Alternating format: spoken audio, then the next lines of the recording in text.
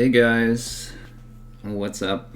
I haven't done this in a while, so I'm pretty sure I forgot 3 or 4 things. So let me just go live here. Okay, can everyone hear me? Really out of the loop. I tried to do like everything beforehand, then I kind of realized I needed all the chats up and running. And yeah, I'm one more thing that I forgot was to change the stream title. I think that is almost good. Hold on. So we are streaming a Noise Marine. The Noise Marine. Okay. That should be the last thing. So sorry for that. Oh yeah, tags, huh? Miniatures. Painting. What else? Educational, sometimes. Miniature painting. Yeah, should be good. Should be good. Okay, that's it. So let's see who's here. Hey Jacob Simmons. Wait, Jacob Sims, I'm sorry for that. Hey Gorg. Hey, this is illegal. Hey Sunlocked. How's it going, guys? Oh, Seriously is here too. Hello, guys. And thanks for your kind word, Jacob.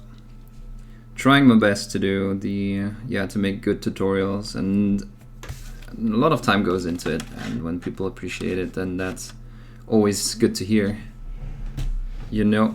Right, so like I said, I'm going to be painting this guy. I'm going to slightly change the color scheme around. I want to do all the colorful elements like this green and the blue.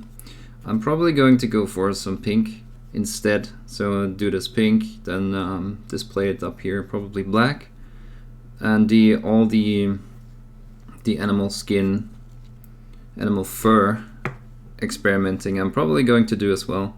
And then I'm going to, well, try to do the hair and then see if it fits, but I think it should, since we have black and white on the helmet anyway. I think we should be good. So we will see how it turns out, but yeah, not going to go for 100% the same pattern. I'm going to switch it up a bit, but going to stay close. It's basically just, you know, blue and green switched out for pink. Make the hobby great again. Hey Kuja Painting, thanks a lot for your subscription or for resubscribing. Don't forget, guys, if you are subscribed on Twitch, you do get access to all the PDFs that I already posted. Need to post another one for this month, which I'm probably going to do after the stream. Just checking how the colors are looking. Yeah, I think we're good. It's just hard to be sure about the colors when your miniature is just black and white. One more thing that I just realized, we don't get the palette cam, even though it should be up.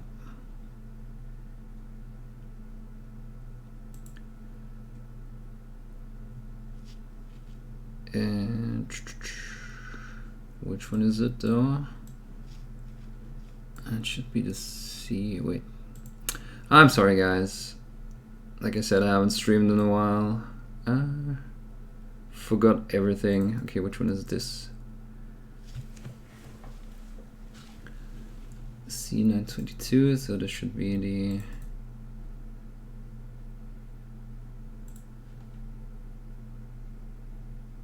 C920.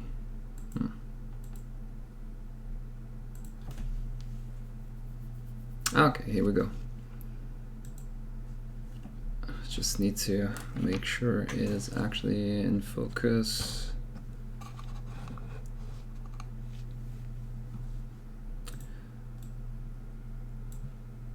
Okay, and we're good to go. Hey, Basic Miniature Painting. Zebra pattern, that's correct. I'm alright, it's my first time watching your stream, but I did recently come across some of your videos. Oh, thank you. I'm glad you found your way. here. So yeah, I hope you're going to learn something.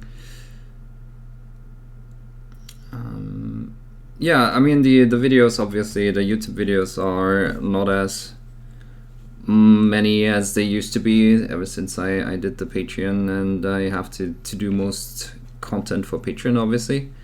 But I'm trying to upload at least one video per month. I try to do 2 videos per month every second Friday, but so far I didn't quite manage to do that. But it's still the goal to do that. All right, let's see. I'm going to pick out the few. Actually, it's interesting. That's a bones set. Okay, will still work. I'm going to try and pick out a few pinks, and then we're going to experiment a bit. Probably not going to. Yeah, every time I say that, I do it in the end. I'm not sure if I'm going to use white. We have a few off-whites. It's okay. So, for example, this. Hey, Marcos. Greetings from Brazil. Love your work. Thank you. Thanks, guys. Thanks a lot for the support. Hey, Maple Leaf. You love Monday streams. Yeah, I also had to skip 2 Monday streams because of, you know, as many of you know, that since the Patreon is doing well, but not that, you know, it's not like bank comments level, obviously. I had to take another job, and it's basically a boring job, just earning some money, but it's Monday and Tuesday. So last time I had to cancel the Monday stream because I simply couldn't come home in time, and then I thought, well, starting 2 hours too late will probably not be much use, so I skipped that one. Alright, I'm just going to, like I said, put a few pinks here on the palette, and then we will decide where we are going. Hey, Eater Miniatures. It's the Noise Marine, exactly.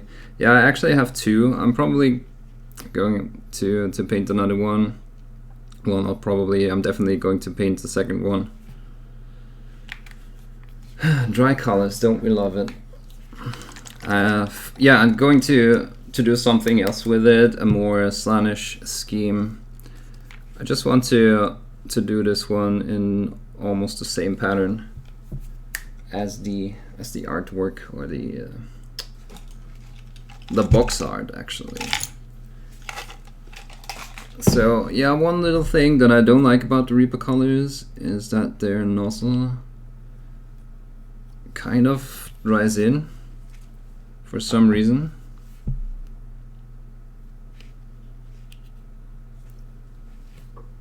Do I like Reaper paints? Yeah, I do like the paints. I thought you were asking about miniatures.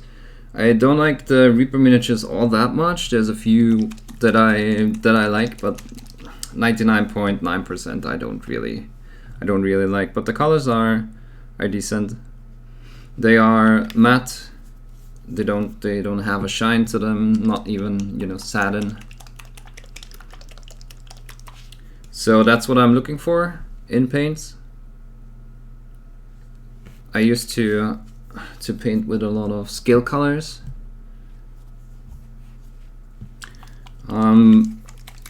But the scale colors, they are too thin for my taste.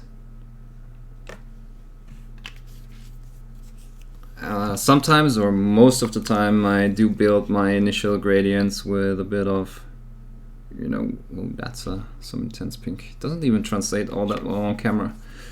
But yeah, I do want my initial layers to be, you know, opaque. And sometimes the scale colors, most of the time, the scale colors can't really deliver on that. Like especially the greens and the reds are a pain. But when I was starting to stream, or starting with the streaming, I did just come back to painting from hiatus, and I kind of forgot that I wanted these properties from paints, and I just discovered the scale colors, and I knew they were matte. So that's one thing that I really want from a color, but they just didn't quite behave in a way that I was able to paint my old standard, which, you know, since coming back, I kind of didn't realize. I thought, well, okay, maybe we got a bit rusty.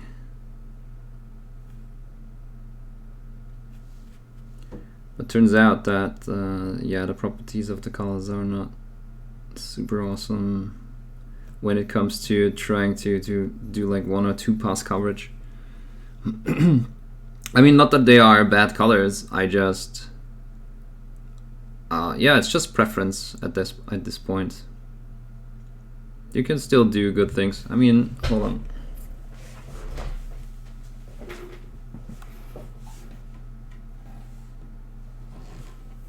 I'm always using this to illustrate because I think it becomes quite evident when you look at it.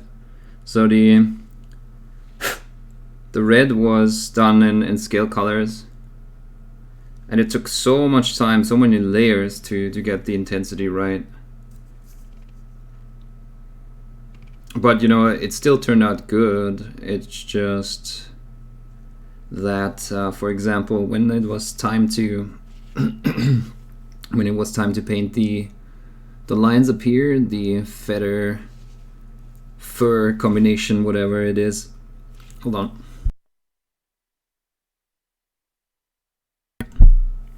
So yeah, when it came to that, I didn't get any opaque lines done, and then I was switching to Reaper, and you know, all of a sudden opaque lines, and it was just so much different. I mean, it still looks good. It's just that it makes your life easier when your colors are actually opaque, when you want them to be opaque.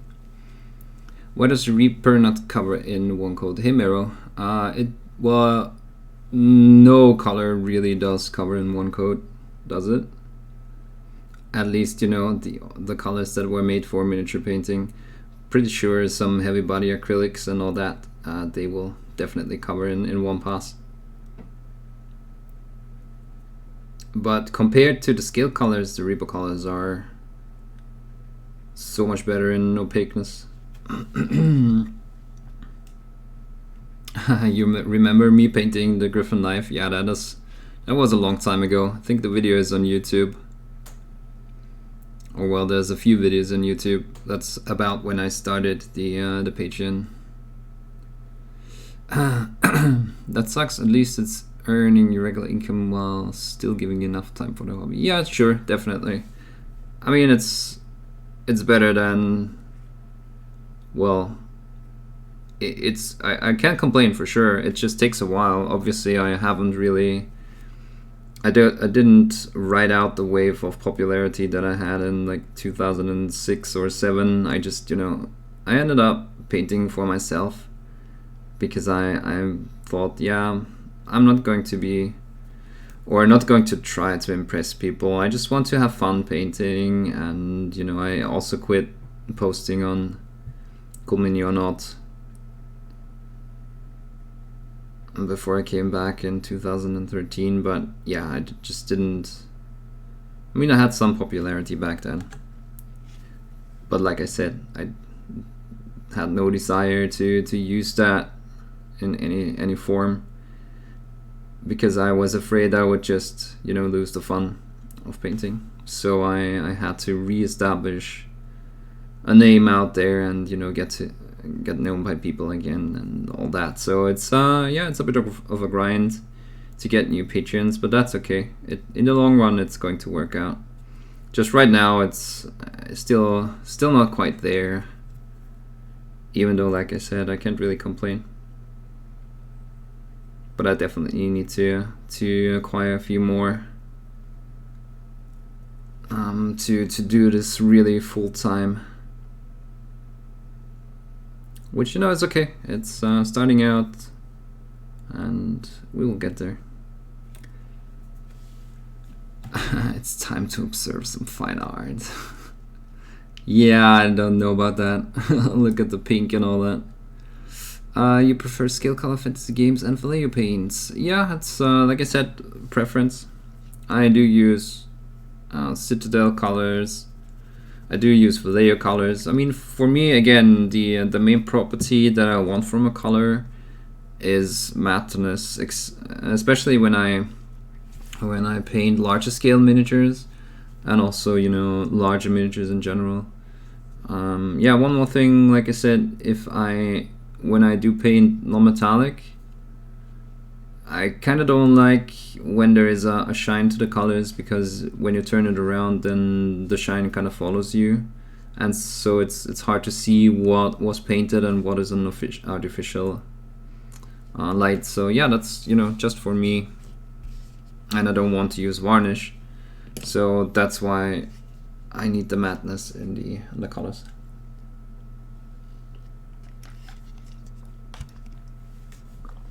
Wow, Mero, you really have a bone to pick, huh? With colors that cover in one coat. The beak looks like non-metallic. So, like I said, with yeah, I don't want any shine in there. And since you mentioned the peak, that's a good point to just talk about for a little. I want to paint the lights and the reflections. Make the hobby great again. I think you sunlocked. Thanks for following the stream. Wait, no, you subscribed. Thanks for subscribing. Thanks a lot. I'm confused. Hold on. I just need to pick up the phone. It could be important.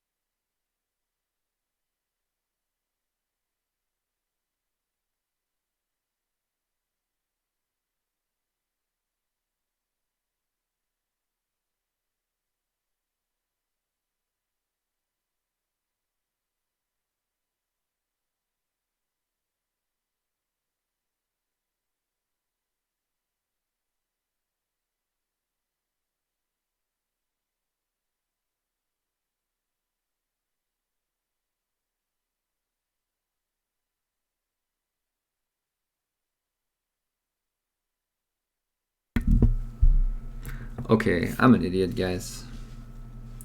Sorry for that. All that talking for nothing. Good job, good job. So what I did here, I'm just trying to do the shadow colors here. Just applying a hopefully opaque layer.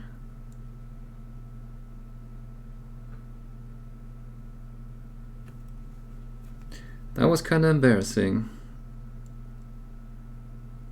I really thought I hit that button. Yeah, so sorry guys, I was on the phone. My father isn't the most tech savvy person on the planet, and he had to, you know, do something with his phone that was important, so I had to just help him there, and then I forgot to unmute, so yeah, I'm an idiot. I'm sorry.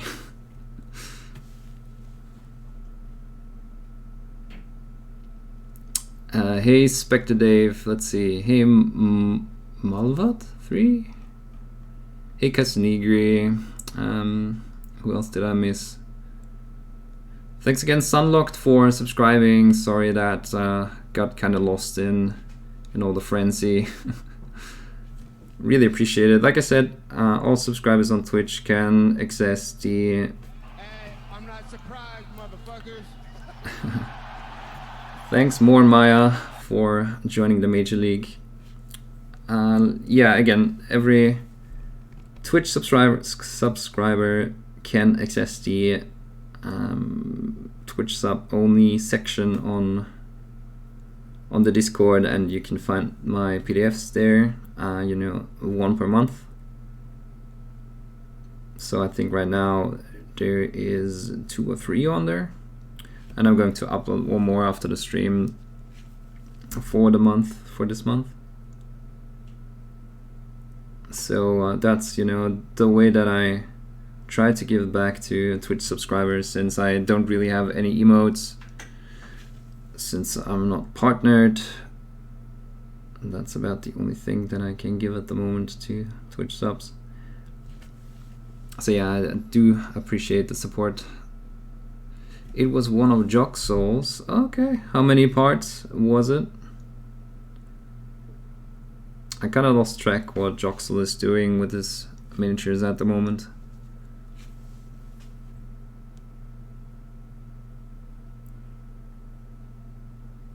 Okay, it's just going back and forth between shadows and highlights, and just smoothing out this gradient here. Just trying to find a color that I like.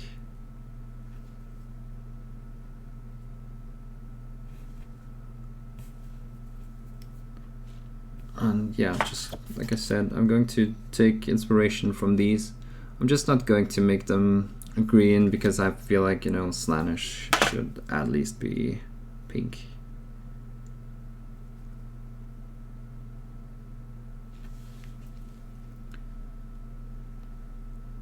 Hey Slipper Squid, sorry if I was calling your name before, but probably wasn't picking up.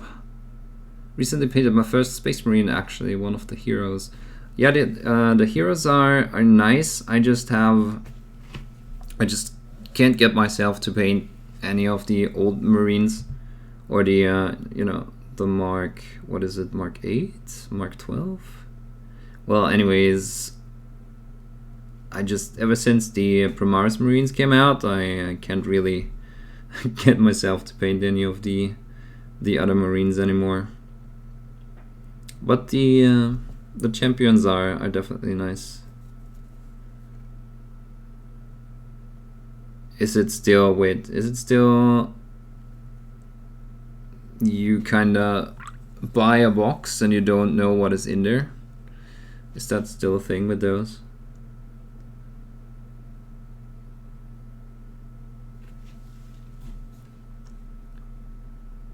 You haven't painted one, you're scared. But didn't you paint your own sculpts?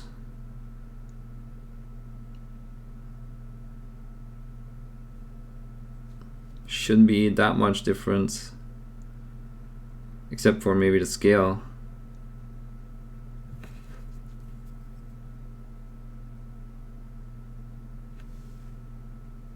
just increasing the contrast again a bit.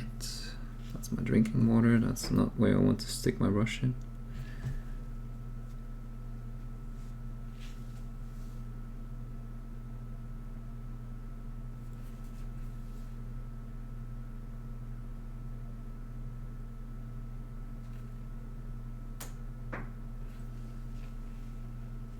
Yeah, now I'm just going to go for a bit more casual painting here. I'm not going to enter this to any competition or anything, so we don't really need to be super smooth with our blends.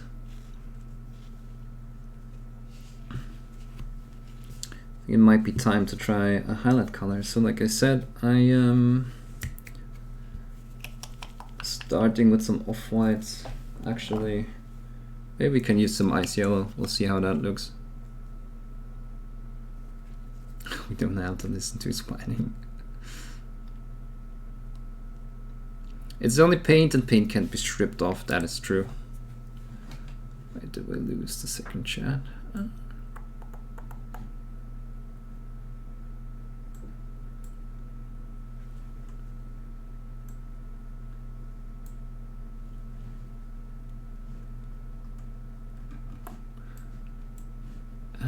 Yeah, there we are.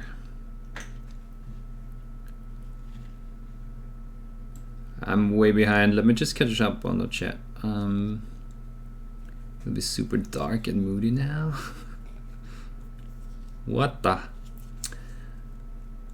Yeah.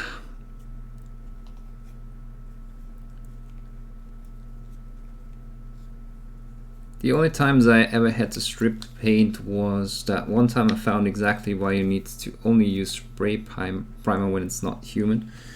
Wait, did you spray primer? Do you mean like cans, or did you apply it with a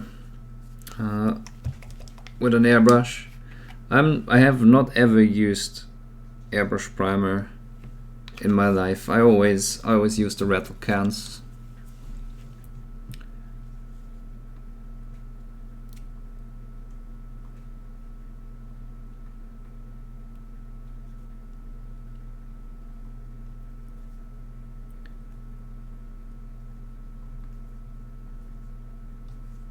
Yes, Dave, I was on the phone and then I forgot to unmute.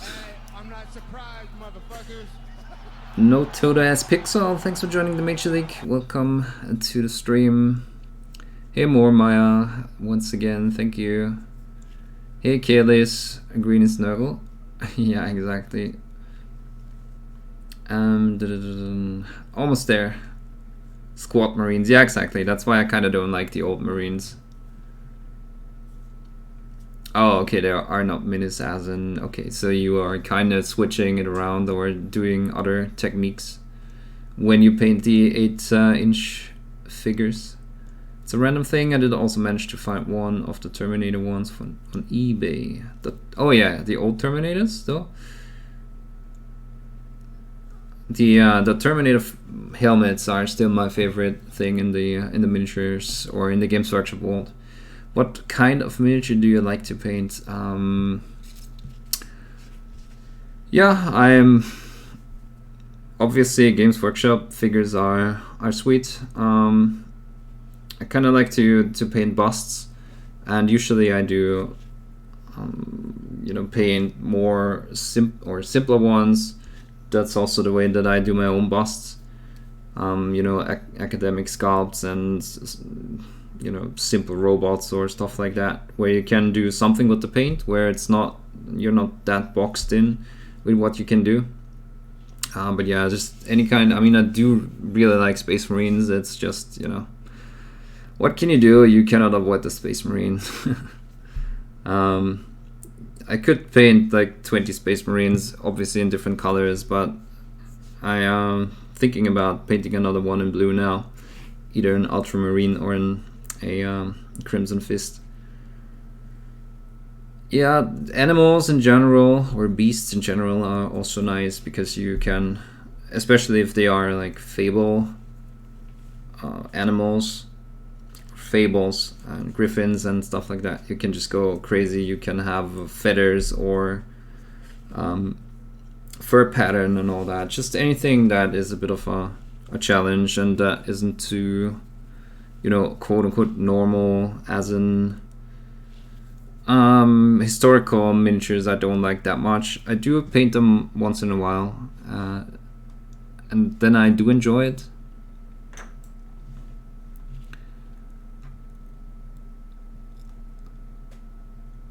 Anyone who knows a great color as a shadow for Sundari Dust? I don't even... Sundari Dust, what is that? Citadel color? I don't even know the color. But if it's beige bone color, then you can use various colors. You can just, what I like to do for skulls, let's see if I have something here.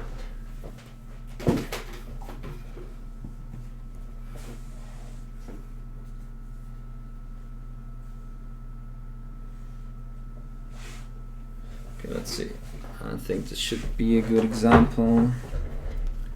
So what I like to do with skulls is I just mix in a bit of black into my base color to create the shadows. So if you have a bone color, you can definitely also use a black to shade it. You know, just not start with too much black right away. Just mix in a bit and then apply it on the temples, for example, and see how that looks. And then later, what I also did here, I did actually blend in or just glaze over a brown tone, and I highlighted it with white, so you have that, you know, beige color in the mid-tones, and some black in your shadows. And then also I use white for the highlights on the larger plates, and that works pretty good. Under Panda, thanks for joining the Major League. Welcome to the stream. Yeah, you can technically mix in a lot of colors, a lot of different colors, but the black approach definitely works, since it kind of works because you don't start off of a white, but of an off-white, off of a beige, and that makes it really interesting.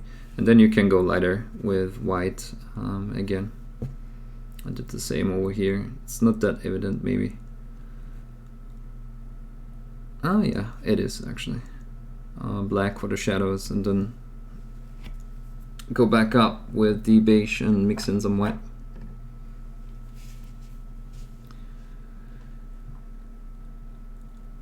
Sepia looks definitely good too on skulls. Hey Adam, what's the plan for the color scheme? I'm going to do pink and black mostly, and then I'm going to do the all the animal fur texture, probably except for here. We'll see. And then I'll try to do the red and green yellow mohawk too. May I have a suggestion regarding blue marines? Sure, Ecolis. Go on. Hilnreich. Happy New Year. Happy New Year. Merry Easter. What about Void Tridents? They're Primaris successors of Ultramarines, and they're dark blue with copper looking trims. Dark blue with copper. Probably not. Probably not. I'm definitely going to do like Crimson Fists first. I don't want to do Ultramarines right away, but you know, it's obviously for YouTube the more common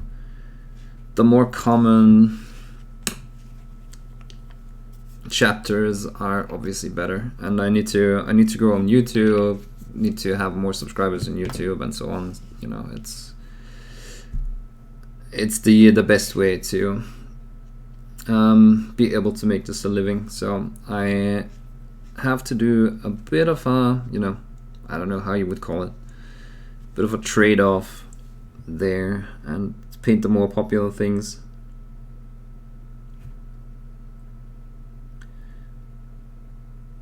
While, yeah, like I said, I usually try to do some of the more interesting things. Sometimes, like I said, especially since I didn't really write out my popularity from the older years or from some time ago, I need to get my stuff out there again by, you know, gaining ideally a lot more subs on YouTube.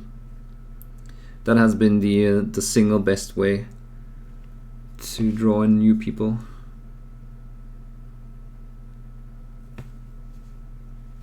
Sundry Dust is Games Workshop. Yeah, if it's a beige yellow ochre, okay. I mean, if it's really intense beige, like maybe this, I would definitely scale it down and use some beige like this instead, and do what I said with it, mixing in black for the shadows. I don't know if this works. Maybe it does. We'll have to try. But it's definitely easier to start off with a beige, since yeah, you don't have to do anything special to highlight it up to white without it looking too weird.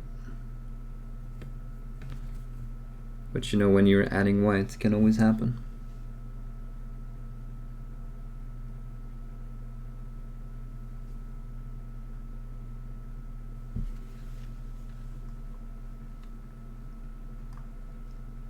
More mainstream. Oh wait, oh, that was your suggestion. Sorry, I didn't make the connection there. One thing that I liked as a chapter that is not really all that mainstream or all that known. I don't know what they're called, but they were black with some orange trims. That was a nice, impressive pattern that had a good contrast. But then again, it's black, so I already made a video about a black Space Marine, so that's probably not the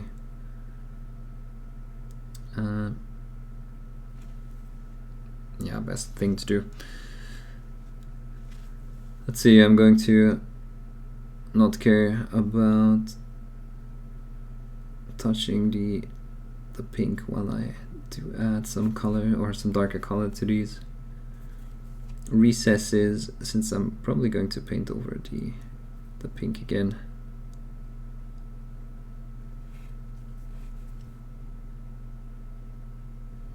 Feels definitely weird to paint pink. It's not a color that I would normally pick.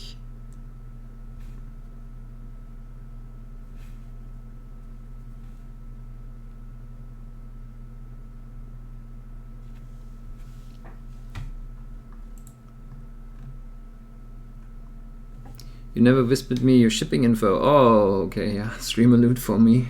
I'll try to remember this time. That sculpt is really, really sweet. If you want to, you can, you know, link it again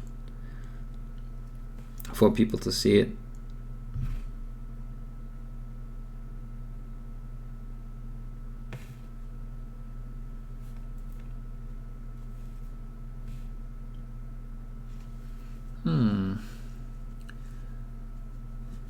This feels a bit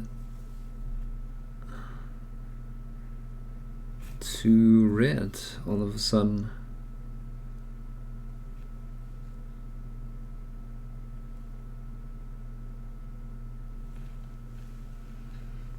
Everyone loves Night Lords, that is true, yeah. With the lightning bolts on the armor. There's also some red on the helmets, on the wings of the helmet.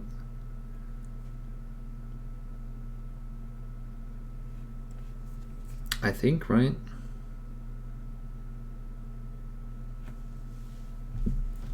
Out of pink paints. Dark Angels. Yeah, green is not my favorite color for some reason. but it is on my list, just not really high up on the list. I need to first experiment a bit with greens that I like for it. Have to make up my mind about what to use.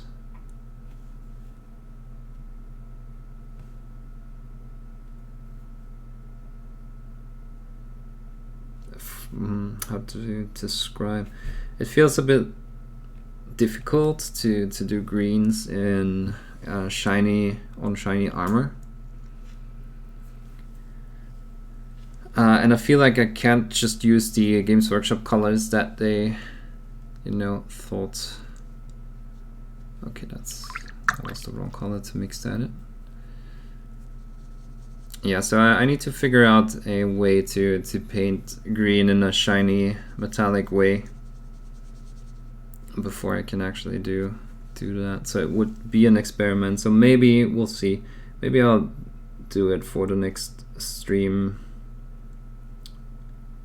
project and something I can do an Eviaden metal video about again. And just experiment and do a kind of learning by doing experiment again.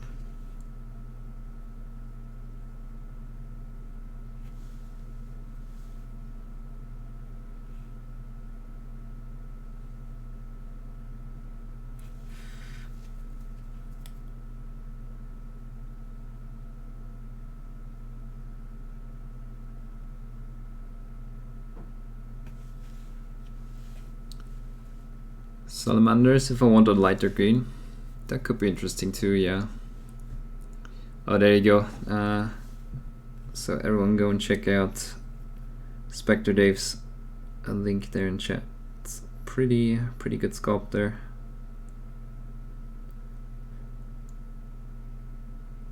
Can be really proud of that one.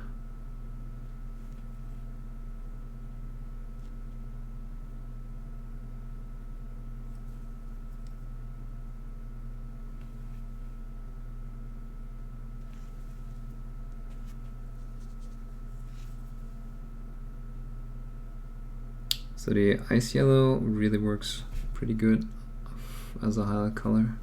It still retains that pink, but it gives a bit of a warmer highlight color.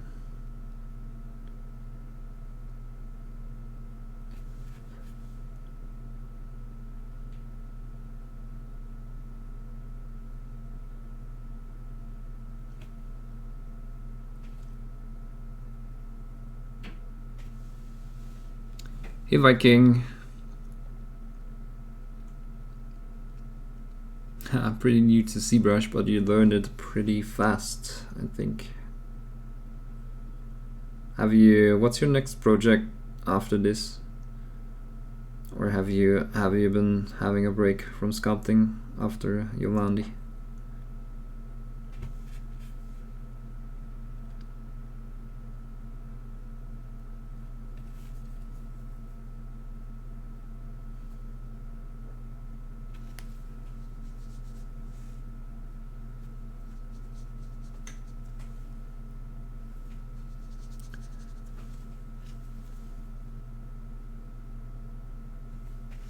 Feels like my palette is a bit drier than it should be.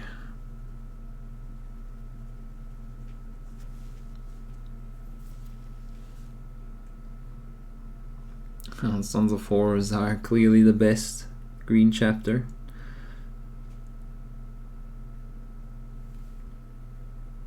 Yeah, that's the thing with Space Marines, there's so many of them, so many chapters out there.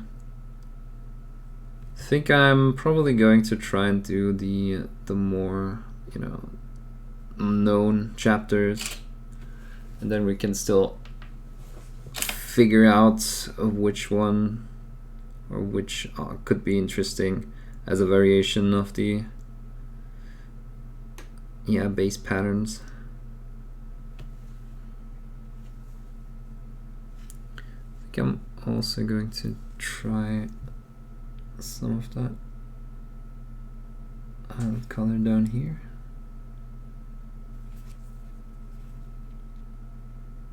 Can still glaze on some mid-tones again if we need to.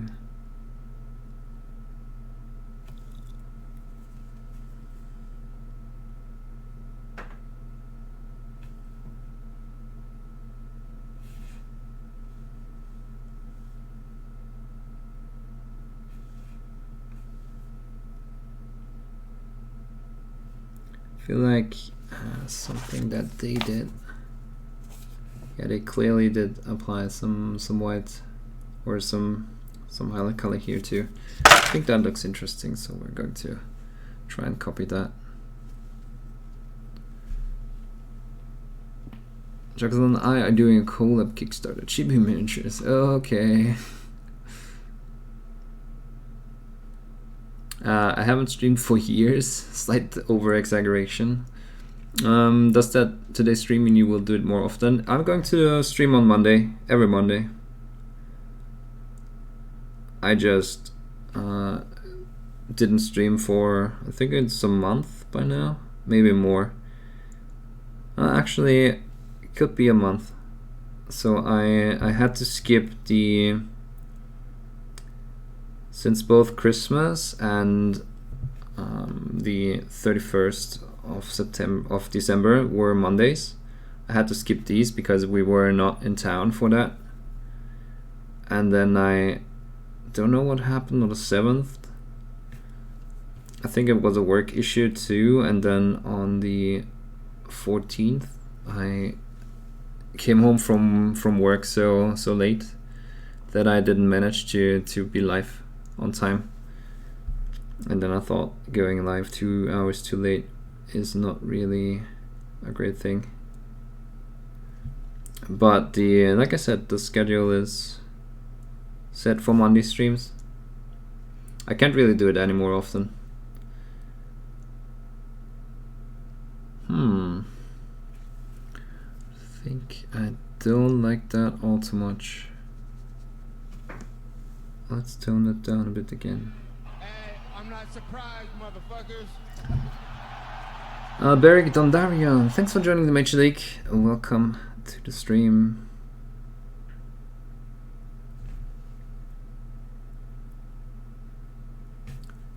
It is what it is. Twitch, like I said, can only be a hobby for me. Never made any serious money, and I can't really, work. And since I'm already doing content stuff for Patreon and YouTube for like maybe 40, sometimes more hours per week, and then also do the PDFs and all that, and then I still have a job to do. Can't really put any more time into streaming, unfortunately. I tried it for a year. Actually, I tried it for a year and a half, like full time, but that was, not that was not doing anything. Never got anywhere. So it's gonna be once a week, and that's going to be manageable, unless Christmas or something like that happens.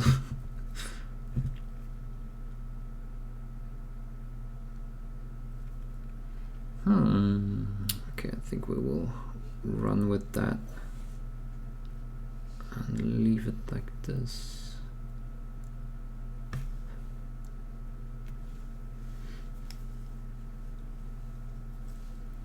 Mint or Viridian? Wait, which one?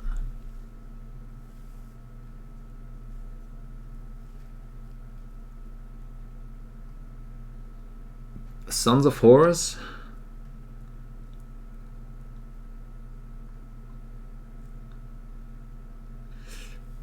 Am I giving the Noise Marine a serious paint job and not the garish official paint job? I have 2 of them, so I'm going to try and do something similar here. Except I switched out the blue and the green for pink. And it's going to be a quicker paint job, just want to do like an example paint job and show how to do the fur patterns and all that. Maybe in the video in the end. So yeah, this is not going to be like the quote-unquote serious one. This is going to be the... I have a second one, paint job. You know, it also is fun to sometimes not be too focused, and especially for the streams. And is definitely something that yeah, works if I don't have to be 100% focused all the time. So I'm definitely going to do a quote-unquote serious paint job on my second one, and here I'm just going to get warmed up on streaming again, and also yeah, just painting that one and then knowing maybe what works and what doesn't, and then I can switch it around for the next one. Which one was that? I think it was...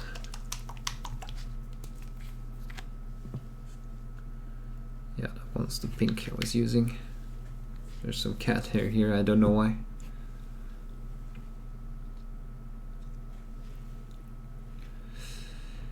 I need bigger boobies for Twitch. Yeah, I guess.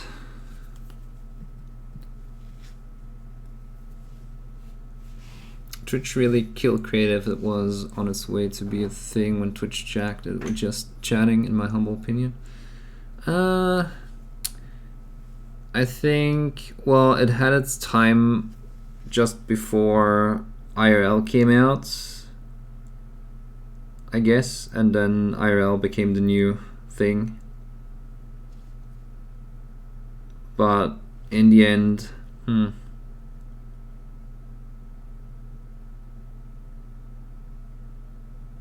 don't know, I guess in the end it's just not really the platform to stream creative. After all, it's like stream games, you know, and I mean IRL kinda, yeah, it just works better for some reason. I mean, you know, people run around and meet other people and all that, and here we are just painting miniatures or doing whatever. It's kind of like Watch Me Work, you know, when the guy from Watch Me Work contacted me whether or not I wanted to stream on their platform, I was asking like, oh yeah, but how many viewers do you get on average?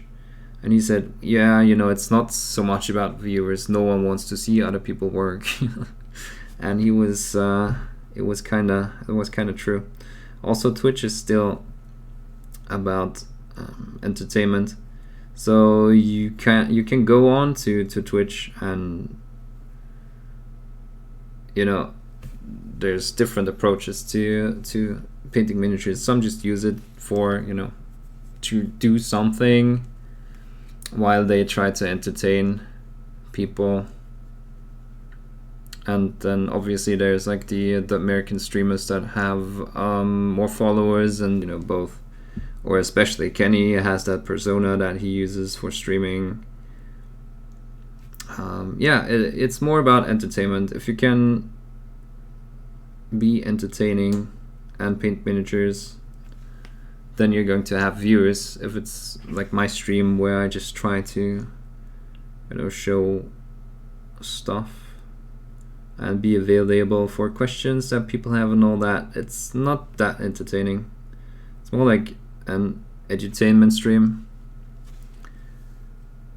But I don't want to, you know, change my personality just for the streams. It's better to stream less and, you know, have like one stream per week, and that kind of works. I'm not cut out for being a streamer on Twitch,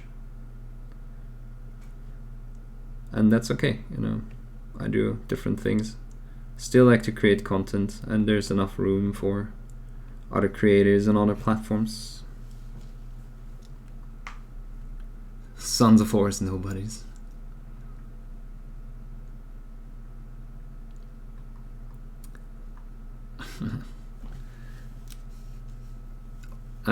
Original 20 straight allegiance. Yeah, I know.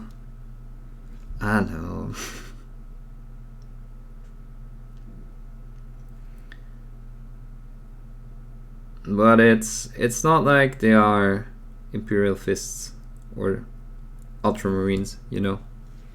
I think it's about to have fun with it and not to make money with it. Yeah, but you know, if I stream five times a day, five times a week, when am I going to make money? You know, it has to be a bit of a trade-off. So, like I said, it has to be a hobby for me, and I kind of had to accept that, and that's okay.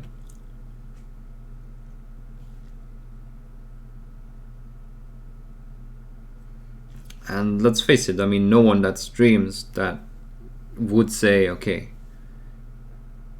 if I can make money with streaming, then I'm definitely going to take it. Everyone that, you know, says they wouldn't do that, I guess are lying, because I mean, it's fun. Yeah, you are doing what is fun to you on stream.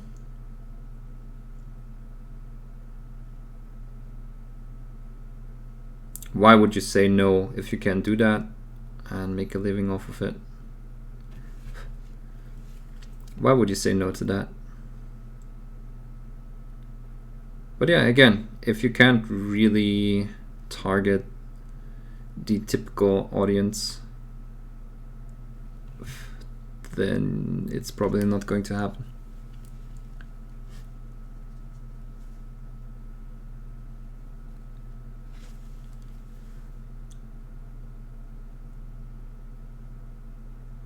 And creative definitely does not tap into the big viewerships on Twitch like Fortnite does.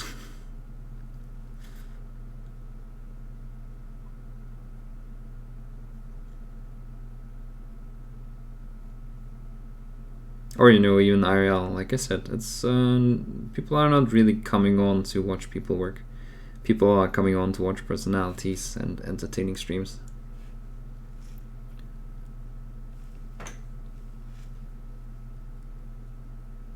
Hartz-IV TV.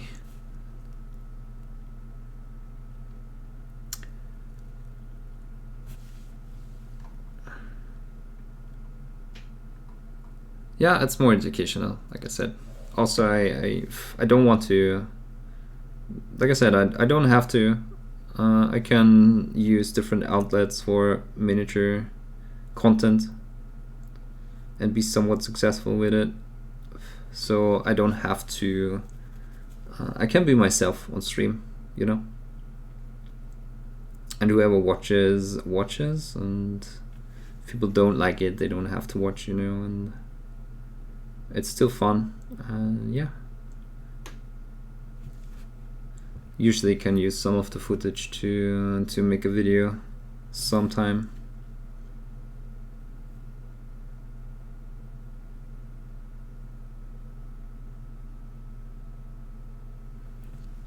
And like I said, it's fun interacting with viewers and all that.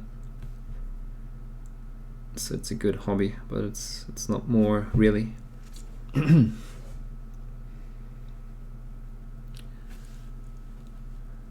can't really imagine you having like one of these spinning wheels behind you and being WW manic. Yeah, me neither. I mean, it's like, I don't know. If I were streaming in German, maybe it's I mean, the super serious. I'm not super serious all the time. Like, I'm an idiot most of the time, right? But it's just not. It just doesn't work on stream, especially in English. Since I have to, you know, I can't crack the jokes. I can crack in German. Most audiences are from the US, and I don't know, or you know, the UK. I don't know any insider jokes, no memes. You know, sometimes when people talk about personalities that they saw on TV 20 years ago and that are a meme in that country, I'm like, okay, no idea what you were talking about. So yeah, it's I'm also not really relatable to these people. So yeah, I don't know. I can just talk about painting and, you know, show people how to get better with painting if they have questions and all that. That's what I can do. so I don't really have to make up a persona or anything like that, or you know. Plus I can't really, it's not in my skill set.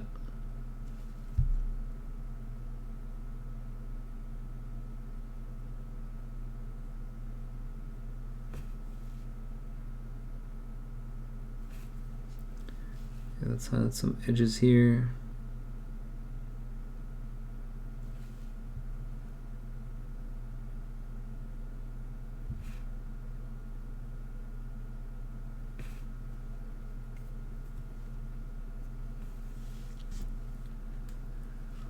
Just find painting videos relaxing, very relaxing. That's true. When I look at what is streaming, oh, we already had that. Are you glazing currently? Yeah, I'm just using a. It's a bit of a mix between layering and glazing. So you know, sometimes my layers are a bit more opaque. So especially when I start here, I do apply a more opaque layer, and then I glaze over the outer areas to make the transition. Make the hobby great again. The bucking. 7 months. Still going strong. That is true. Thanks for staying true or loyal to the stream, even though I didn't even stream for a month. So thanks a lot. I'm going to upload one more PDF tonight. So, like I said, that's the thing that I can try to give back. But yeah, thanks a lot again.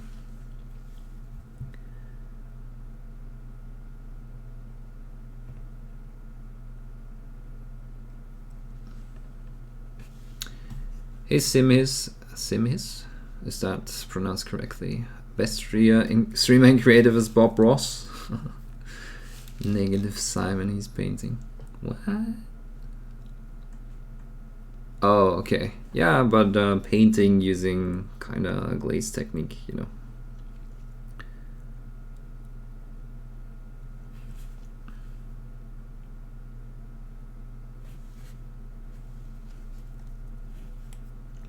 So yeah, most of the blends are made up out of thin layers, but I'm always, you know, with experience you kind of switch between layers and glazes as you see fit.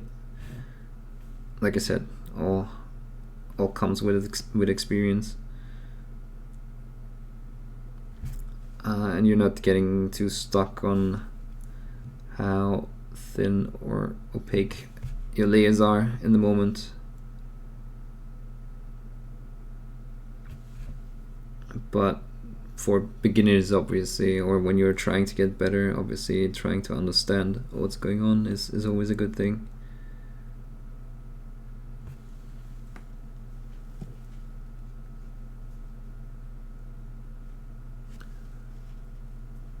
That soft pastel outcome, is that due to the paint being so thin? I mean, how to describe that? Paint being thin or not usually influences the gradients most of all. Whether or not it is intense or, you know, toned down, muted, pastel, is more due to the fact, or more due to what colors you're mixing in. So here I did use this pink as a base color. Then I shaded with that, and I highlighted with ice yellow, which is a more, you know, could be considered a pastel color maybe. So yeah, to have a bit of warmth in there, even though on the palette obviously it looks like citrus yellow, but trust me, it's not. It is a bit of a warmer color compared to maybe a beige like here. So yeah, and then I mixed in a bit of that off-white. I don't know, wait, where is it? Where's that off-white? Is it linen white? I don't know what else I used. I think I did use linen white. It's just some beige, really. It doesn't matter all that much which one you use. But yeah, the actual, that's the color choice, and the actual gradients is because the paint was thin.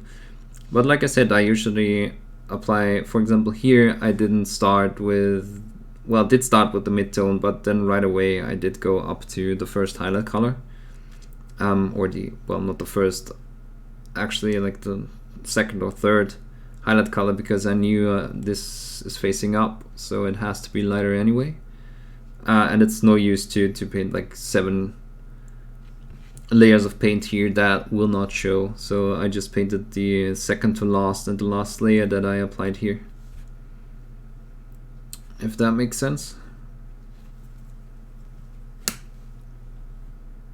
All my Discord emotes said Donald Trump. No, not all of them, but some.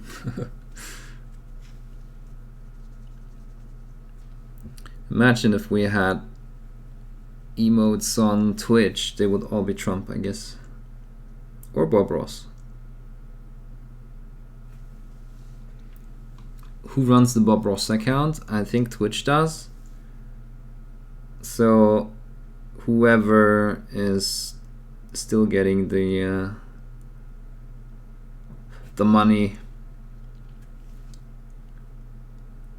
well, who is it? Is it like Bob Ross's daughter? Or anyway, his family is getting the proceedings of that channel. And Twitch is getting a cut, obviously.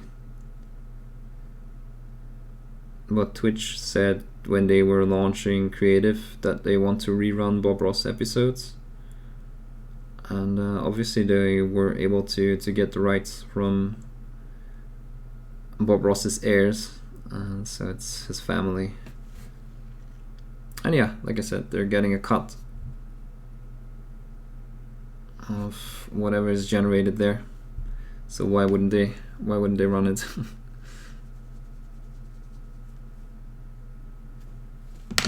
Oops.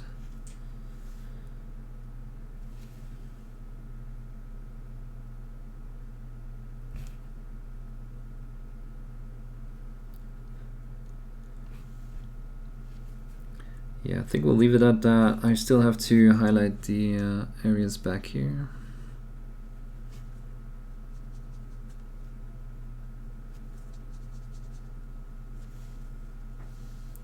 I don't know any memes, but you get my point, right? It's, of course I do know the memes, but I don't know, I go to Flixer's channel and then people talk about stuff that happened 20 years in entertainment channels in the UK, and I have no idea what what they're talking about, and everybody relates to it, and everyone's like, oh, good times, and I'm like, okay.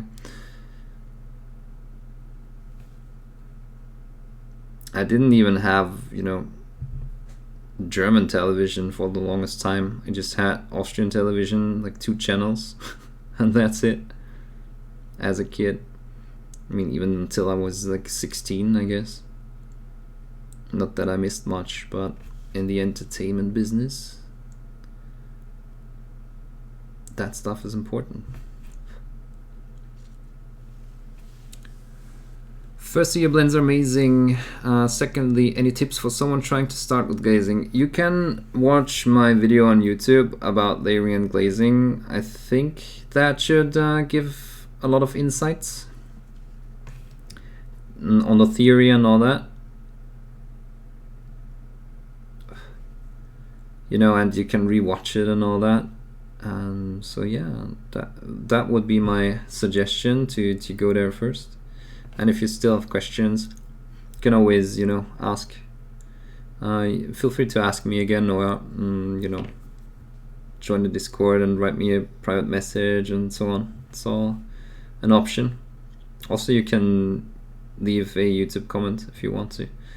Of course, if you have any questions still, I can kinda sum it up. But it's going to be a short summary compared to what I'm showing on the video. Then yeah, in general, just using, you have to find the right opaqueness and the right consistency, and also how much paint you want to have on your brush. It's not that easily described. you kind of have to find your own pace and your own mixing, your own consistencies and all that. But yeah, you typically kind of want to always, when you pick some color up, and yeah, good brushes help too. So brushes with a good reservoir help, because you don't have to dip your brush into paint like every second. So when you pick up some paint off the palette, that's a good consistency, I think. What happens when it's too watery, or when there's too much paint on the brush, what happens is you will try to paint and it just gets stuck in the recesses, and that's something you don't want to. So what you are going to do is always wipe your brush once until there's most of the color is gone, and then you have much more control over your gradients. That's actually not that much color, but yeah, you can see here the color building up slightly. And then, you know, like I said, obviously sometimes when you want to start with a lighter color, the opaqueness is different. I just start with an opaque layer up here like that, and then I kind of fade that out. And yeah, so that's actually that color isn't all that good, but that's the principle, and you can't really learn that by watching a video. You have to try it. You definitely have to try it. So I always recommend to just assemble a few miniatures that you just want to practice on, and then just really try to, you know, take one element and try to do a gradient there and play around with opaqueness and yeah, glazes. But like I said, the basics are in that video if you want to revisit them.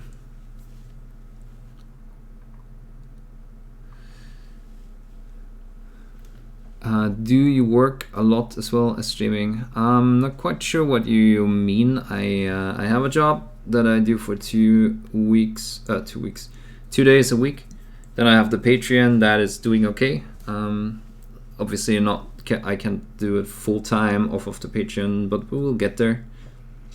But for now I do have a job and I stream once a week.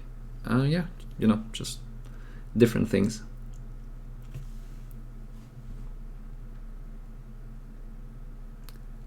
What always surprises me is that I don't see my painting Asian tactic to start with the hard to paint areas. I have no idea what you said.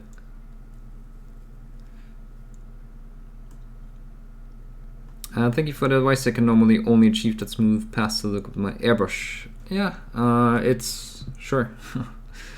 But the thing is, airbrushes, something that is airbrushed will always look airbrushed unless you take a brush to it and refine the gradients and all that.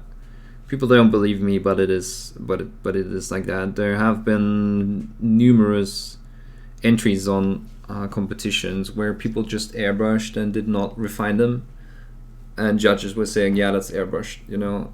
And I mean, there's a certain knowledge to getting gradients with an airbrush, oh, no doubt about that, but it doesn't look as good as someone who maybe airbrushes and then takes a brush and refines these gradients, you know, increases the contrast, because yeah, you kind of have to increase the contrast, tone down the gradients a bit, because it's kind of hard to get the transitions as smooth, because what a lot of people do is they use a darker base color and then they use a lighter highlight color with the airbrush, and then you have all these, you do get some texture in between, and you kind of have to tone that down with a brush to have the same effect as with painting. But yeah, I mean, obviously it is preference, But I can assure you that on a competition with competent judges, usually just airbrushed pieces don't do as well as say airbrushed miniatures that are worked over with a brush.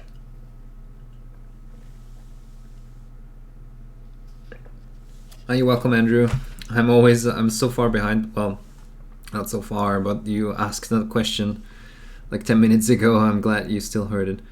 Hey Sidlik, the problem with Patreon is it can be very up and downy. Yeah, definitely. I mean, I was hitting 120 at the beginning or mid-December, let's say mid-December, and then I couldn't do. Make the hobby great again. Oh wow, Jacob Jensen, thanks a lot for subscribing. Thanks for joining the All-Star team. I do appreciate it. Don't forget to go online or get on the Discord. The link is below the stream. And claim your PDFs in the channel that is designated as subscribers only. Oh, look at that. It's Miniac. How are you doing? How's my favorite nerd doing? What did I say? Oh yeah, Patreon. Yeah, was it 120? But then I couldn't keep up with the content as much as I wanted to over the holidays, obviously.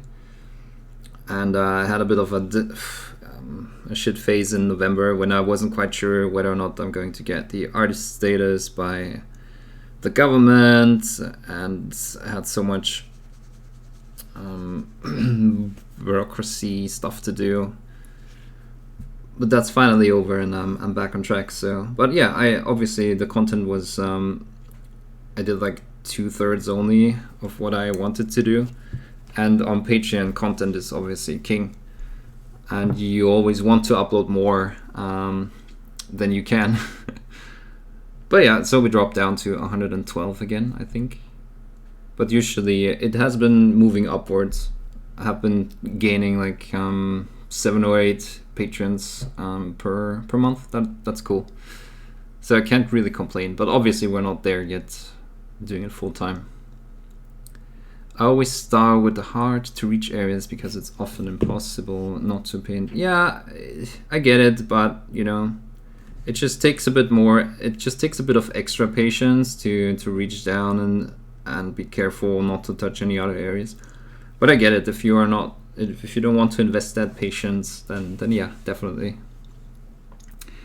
I like to do some glazes after airbrushing. I agree that you can see it easily otherwise. Yeah, I totally agree. Hey, Miniac. Hey, Flickster, how's it going? So yeah, guys, if you don't know Miniac, obviously he is would you say you're a big YouTuber in the miniature world? I would say so. But then again, he's not really doing miniature painting videos. Oh, and then lately you have been doing a lot of painting again. I'm just missing. And Flixer is a streamer on Twitch, obviously. Make America glaze again, indeed, indeed. I lick the brush after washing it in the pot. To point, yeah, exactly. I think that's what we all do, right? Ooftacular. Do you have a gallery available with your work? If you Google Trovarion, just Google my name, then everything comes up. Instagram, Putty and Paint. There's a lot of stuff that you can find if you just Google my name. Or if you go below any of my videos on YouTube, there's also links to everything. My mornings aren't the same. That is true. I miss Miniac streaming. And my VIP chat, indeed. Hey Teagle. I don't like it at all compared to your brush licking mania. Hey John. Miniac is your second favorite nerd, obviously. We'll see. I have to talk to you about our endeavor after I'm done streaming, by the way, John. Get a few ideas going. All we need in Oh, Grendler to get here, and we will have all of my favorite YouTube pages. Wait, no, who is that? Who's the Viking? Are you at 100k yet? Fight me. Are you sure you want that? Oh, I think I tore a muscle. Oh.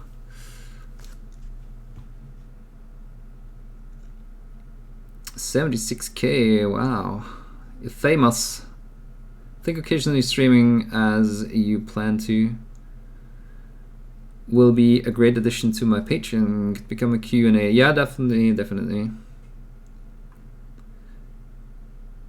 Still the best patron around, thank you. I searched him out pretty hard. Yeah, you're working on those reviews for Figure Painter magazine, are you not? Am I getting that wrong? At least you are contributing. I'm coming up on 20k. Yeah, I have just under 14k too. It's a grind, you know. I was hoping the Imperial Fist video would get to a bit more. I mean, 18k was definitely a big success, but I was hoping for at least 50, because, you know, then it stays relevant and it gets shown to a lot more people, and you get new subscribers and all that. But yeah, I'm back to like 20 a day. I want to get to a paint where I just tell people to Google my name. A point where you just Google my name. It's true though, but I'm also already on the internet as Travarian for like 17 years, 15 years, 17 years, something like that. Between gymnastics and Girl Scout. That was an insider.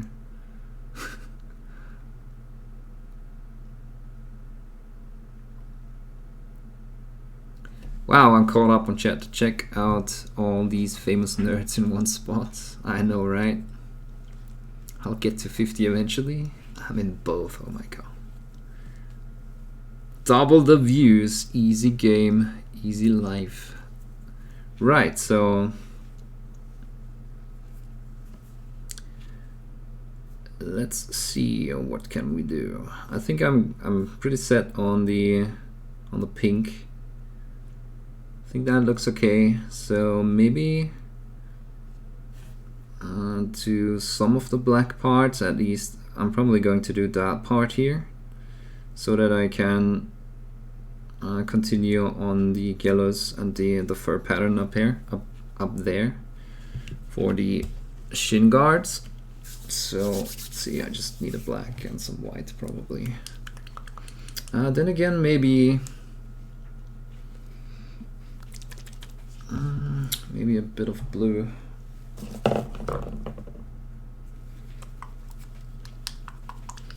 So Worn Navy isn't really my favorite blue in the world, but then again I also only have scale color blues, and they don't behave all that well, but the Worn Navy kinda, yeah, it just behaves weirdly. I don't know if you can see that, but it just, you can see me pulling a string there. It has a bit of a weird consistency, but I only need a little to tint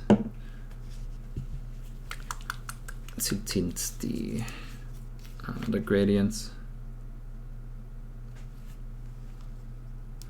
Do Figure Painter do hard copies? I don't think they do.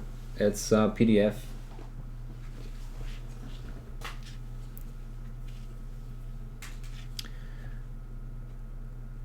I get them occasionally. I always forget to get them, and then I have to go back and do the back issues. But I usually get them when they have a discount, because that's like, okay, can get 10 copies at the same time and then read them. It's definitely a cool magazine. People have been asking whether or not I'm sponsored by them. Not really, but I just talk to, I used to talk to Luke Wilson a lot, and Terry Cowell I talk to occasionally, and they have been always, you know, helping me out with shares on my videos and all that. So oops. Yeah, so I was sharing their stuff obviously too. but not really sponsored. Actually, I have Reaper gave me colors, but I'm trying to stay away from sponsors as much as I can. Then I don't have to, you know, lie about anything. And I mean, even on Reaper I can say, yeah, I like certain things about the paints and I like most aspects of the paints, but I can still say what I don't like about them. Not that it is a lot, but you get my point.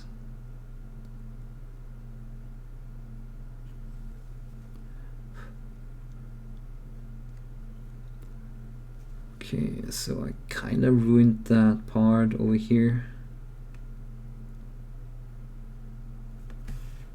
Don't think it's really all that visible on stream, but we'll have to redo that later. Bye Magenta. Thank you. Metro. Doesn't do weird stuff like the other scale, 75. Yeah, exactly. It's a bit weird, but it still has coverage at least. Hey Robocop. You don't have to toe the line. Yeah, exactly. Could you teach me how to paint?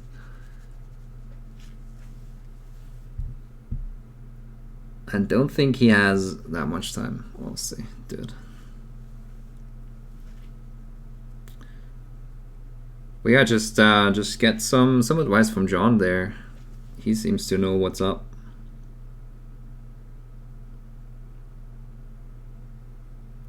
Also, he's called John without an H. I mean,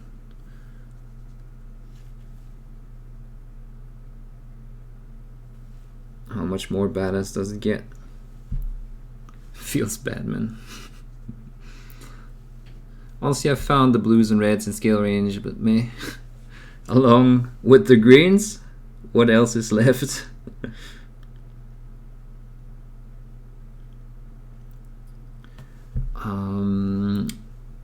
I got the reds from Vallejo, though I don't have much experience with Reaper, and Monument are sending theirs to try, so I have high hopes for them. Yeah, that's my problem, right? The scale colors are okay, but they are so difficult to work with, and I don't have the time for that.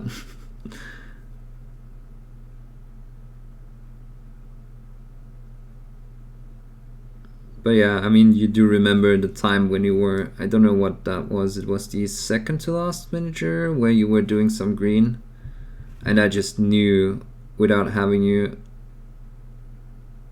watched, or I haven't really watched you painting all that, but I came in when you were done with, or at least far into highlighting the greens. And I was like, yeah, I'm pretty sure that was a pain in the ass, and then you even said so.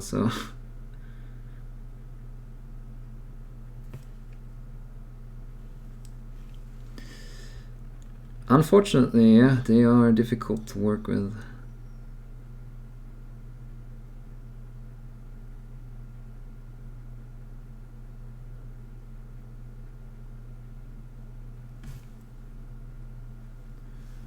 I used to praise them, but then again, like I said, it's just not really an easy color to work with compared to, say, Citadel or Reaper of layer colors.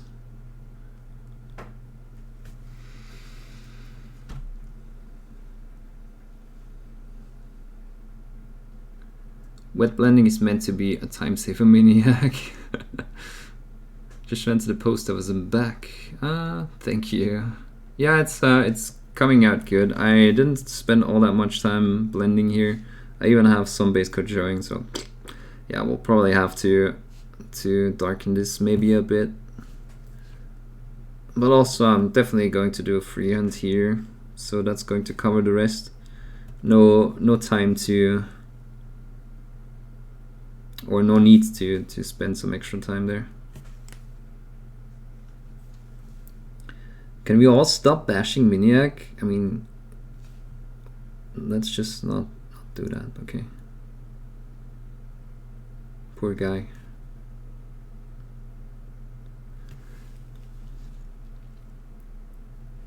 I'm just kidding. Bash him all you want. I feel like I went through a honeymoon period with scale, loving the non-gloss. Yeah, exactly. That's exactly what I said earlier. When I was coming back from not painting for a while, I tried them and I was like, oh, these colors are matte. There's no shine to them. That's exactly what I want. And then I painted some things. I think the first thing that I painted with them is the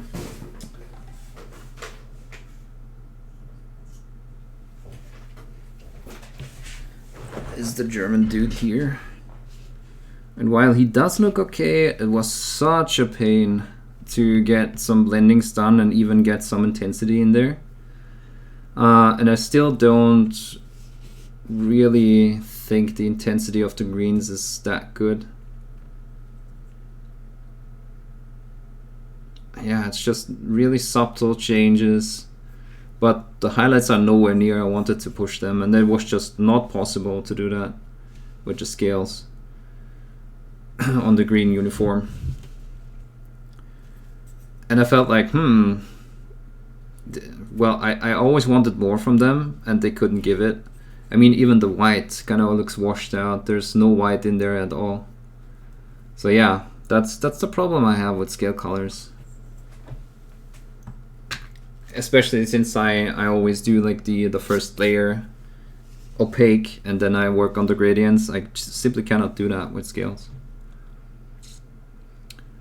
I've invested a lot of cash into paints once I discovered the madness of scale. 75 a layer looks like gloss. Yeah, exactly. Don't know whether to invest in another brand or just be happy with what I got.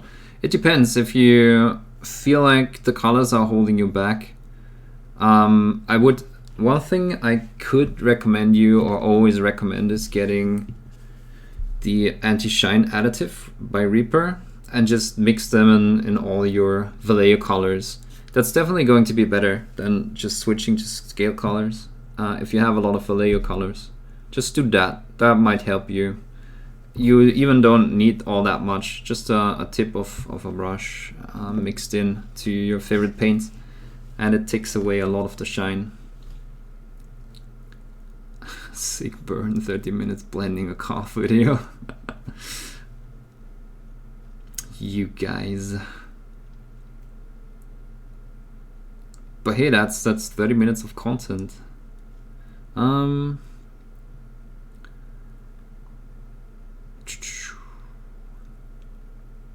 just trying to show the real deal. What is it? Unedited? No. Behind the scenes, unmasked or whatever. I don't know. See, that's a meme. I don't exactly know. Have been pretty happy with Vallejo, especially the air metallics. Yeah, exactly. They are good. They are definitely good colors. Personally, I just don't like the shine, but it can be gotten rid of with not pure white, obviously. Where did I put it? Yeah, the anti-shine additive by Reaper. Okay. Let me just catch up on chat and then continue some painting. Sometimes the madness looks weird. I don't like it to skin or on skin. Yeah, I guess. I always look at, yeah,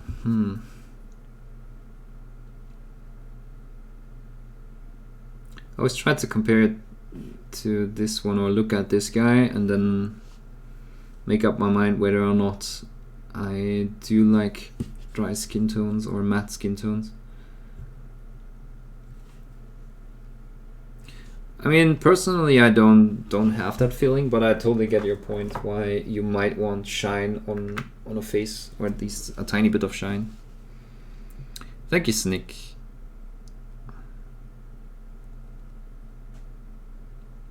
Acrylic gouache is legit Turner Holbein Liquitex. Yeah, I never tried gouache at all, actually. I maybe need to look into that. Thank you, Slippery Squid. can be reactivated with water. Yeah, so that's the thing, right? You want to apply it last. And I don't know if the effect, if that is an effect I like. I always, you know, think about what can you apply last. Is usually that's white, and I don't use white all that much as my last highlights. So I never really felt the need to try gouache. I always describe it as a chalky look, especially in the early days. Scale 75 went so chalky dusty looking, total pain. Yeah, so that's what I mean. You have to invest so much time into trying to get the scale colors work properly. Might work on my head too, definitely. But you have to reapply it occasionally, you know, especially when you sweat a lot, when it's warm. Mixing colors from Citadel and scale 75 works. Yeah, it definitely. You can mix any acrylic color. Totally. Oh, acrylic gouache does not. Acrylic gouache does not reactivate with water. I didn't know that. Does a very light blue desaturate a purple? Huh.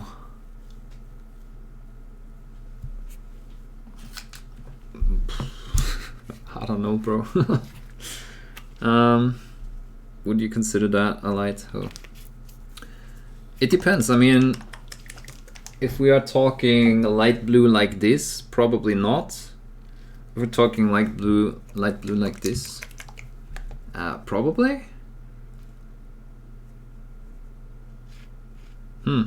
Yeah, I would say maybe this would desaturate. This probably wouldn't. Depends. It depends on also the effect that it has when mixed in. So I don't know. Let me know when you try.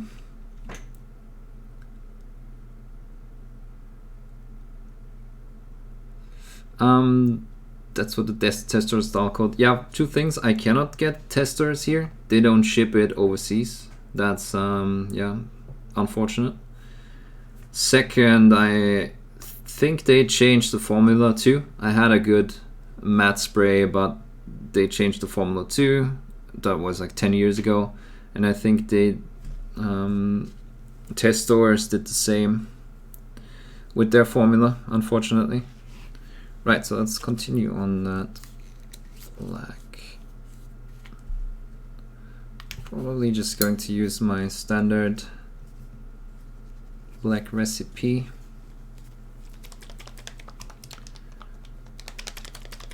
Scale with matte up your other brands. Yeah, for sure. So anything, any matte color that you mix with a shiny color is definitely going to retain that matteness, unless it's like, you know, a 10:1 ratio, and even then it still definitely mattes down everything. Right, so I'm just applying a bit of a mix of black and blue, so that I don't start off of a clean black, because then our gradients look a bit smoother in the end.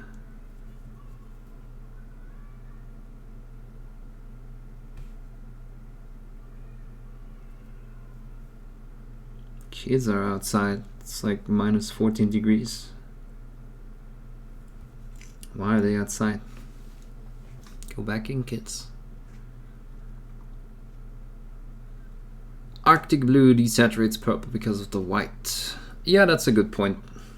So if you go really light blue, I mean lighter than this.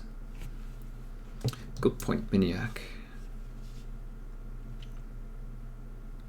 In the YouTube comment I was talking about just pure blue and pure yellow. Oh. I see what's happening.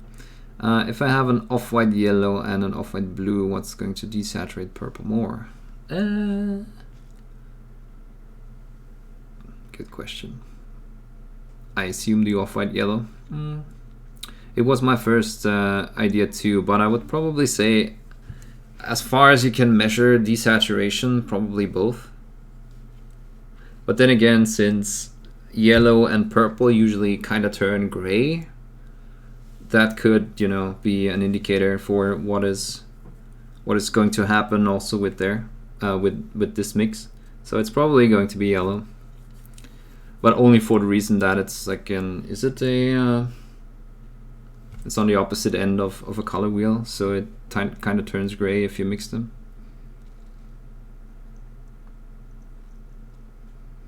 But you know, I'm not a huge color theory guy. Most of the time I feel like it doesn't have all that much influence, apart from, you know, using warm and cold contrasts for your shadows and your highlights, or if you want to do some light effects, always, you know, mix them up. You know, stuff like that I find really interesting. Other color theory I'm not that much into. Find it kind of overrated, especially since, you know, there's a lot of people that are not really that far with miniature painting where they should bother with that. I mean, sure, you should definitely try everything that you can, but sometimes when there's beginners trying color theory stuff and it doesn't work, they discard it because they made some other mistake along the way, and then, you know, the learning value gets lost. So like I said, I would not mess with color theory too early into painting. Try some other things, and, you know, or if you try it, then at least don't get discouraged and discard it right away if it doesn't work. I don't like this thinking stuff.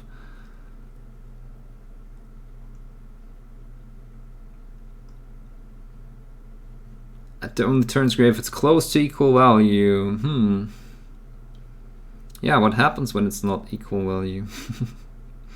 Pretty sure it turns gray. I would assume so too. We would have to try it out. Someone make a video about it. A tear happens in the space-time continuum, and you get sucked into an alternate reality. Well, paints have satin finish. Oh no. The horror. Try it. Do it. Do it now. Okay. Where was I? I was doing some black. Let's see.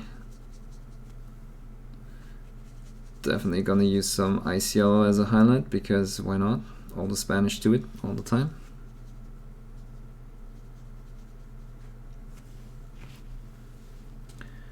Oh, did I apply? I hope I did.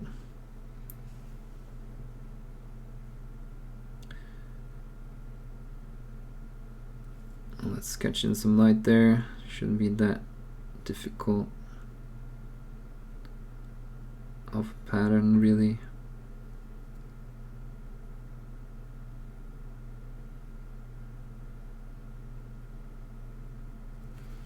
Just probably gonna do the edge and one simple highlight. J-Boy 2022, thanks for joining the Major League, and welcome to the stream.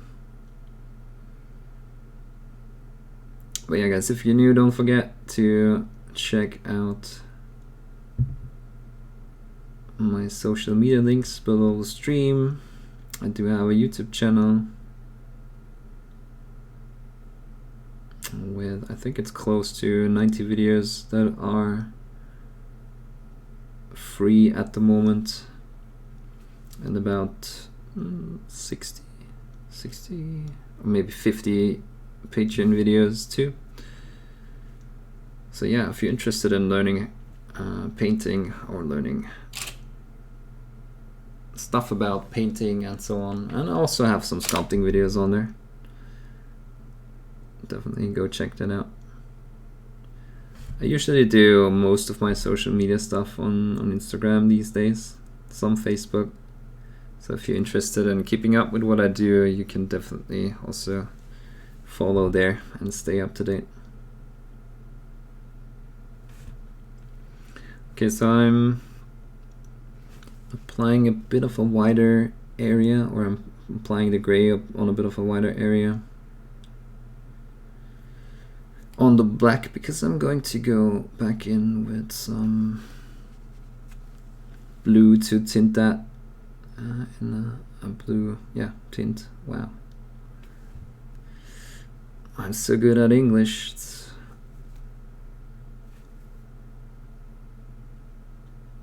So I'm just going to keep some black in order to have, yeah, good contrast.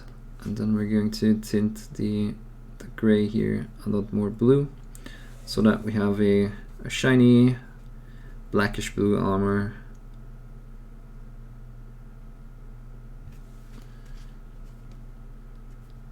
Yeah, just adding a bit more of an interesting twist to that black.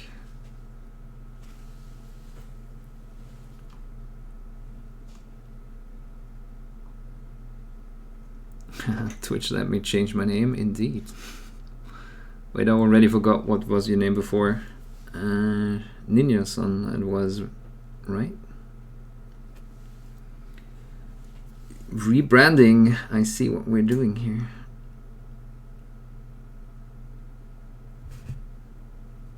You just want to have people be able to Google your name too, right?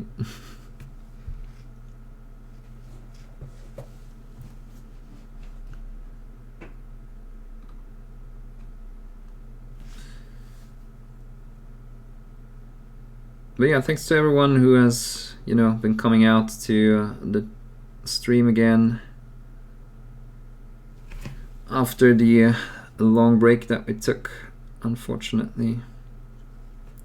Really appreciate you hanging out with me and you know, asking questions and talking in chat and all that. So yeah, if you have any more questions, feel free to ask. This is kind of meant to be also a Q&A stream, since I can only stream like once a week anyway. Always feel free, use the time, you know, to come in and ask questions. Doesn't have to be just exclusively to the miniature that I'm painting right now.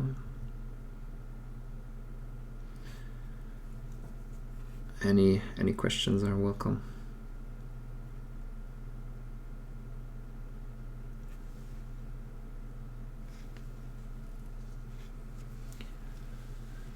I show highlighting a purple skin tone with yellow on that skin tones video and it doesn't turn gray. A purple skin tone with yellow. You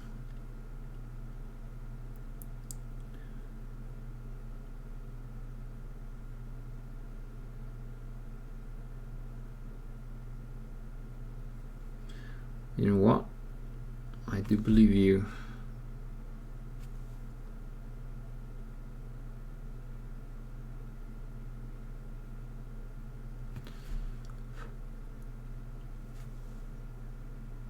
I don't actually know when I heard that first, the whole yellow and purple turns gray. I never actually tried it because, yeah, usually don't do color theory, so I never had the urge to really confirm whether or not that is true. Has anyone ever tried it actually? You know, even with actual values that might turn it gray, or that is supposed to turn it gray? Hey Sparrox, always great watching you paint. Thank you. I'm glad you tuned in, you know, and keep me company. Thanks for that.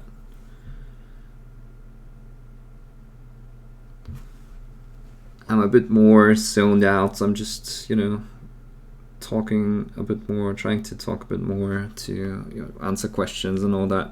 I'm not paying that much attention to painting, just kind of doing the automated thing. Doesn't mean that I'm not trying to do my best here, but I'm not going to spend that much time on blending.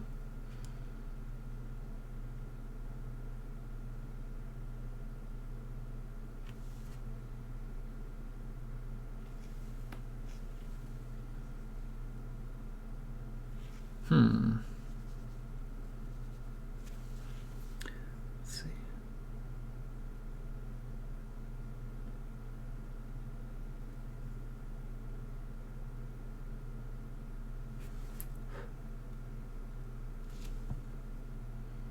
And I'm going a bit lighter here. Actually, now I darkened everything. But in general, I'm going a bit lighter. Because, like I said, I'm definitely going to add some blue glazes over that.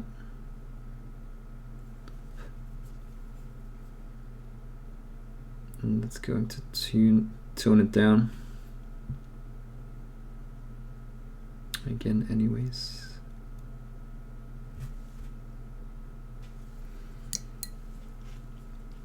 So let's see.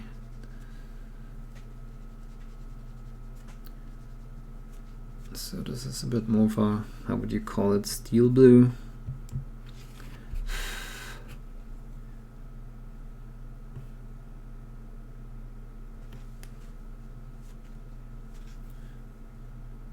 Glazing over the whole thing.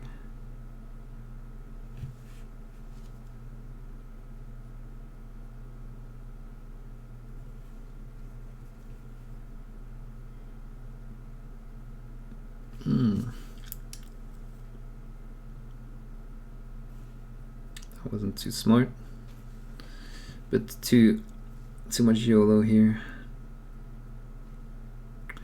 Okay, we'll probably have to fix that. I don't think it's even visible on stream. We'll have to fix the pink up a bit later.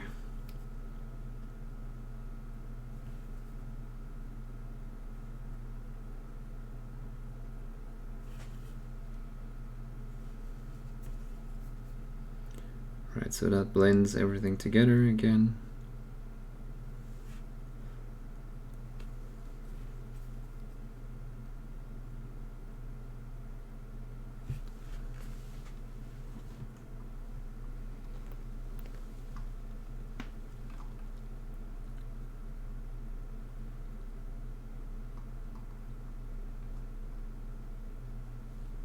Oh, Bloody Nine.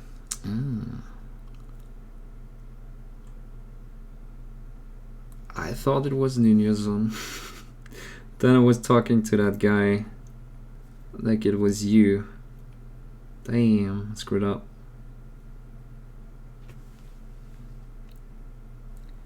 Would need to do a comparison. I do green highlights on red too. Oh my god.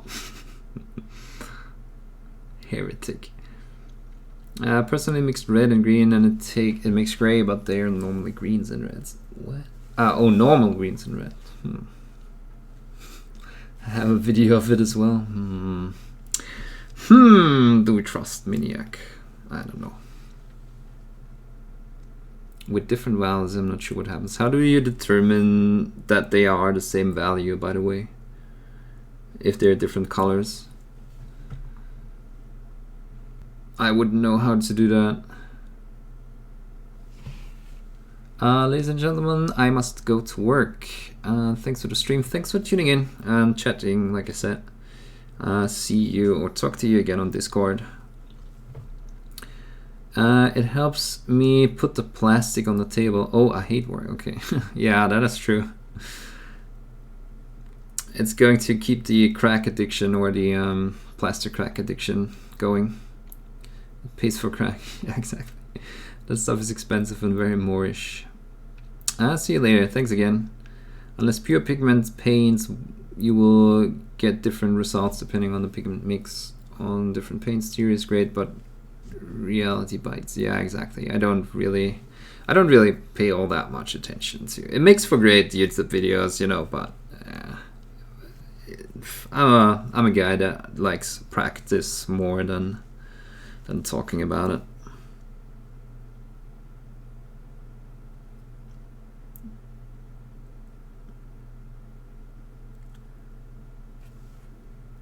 Right, just putting in that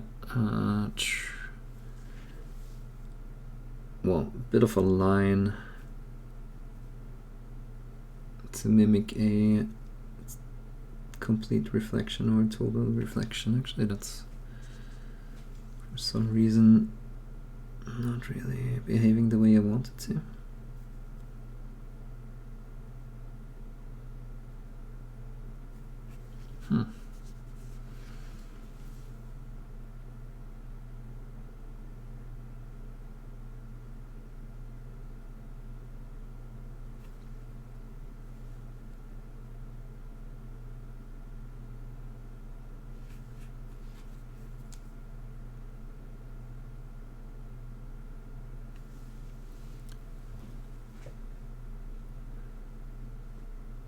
Hey Chuck Cartor.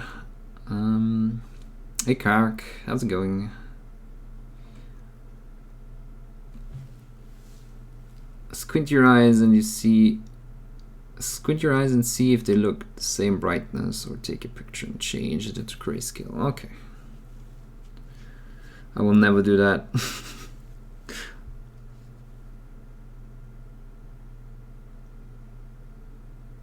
Never once will I do that.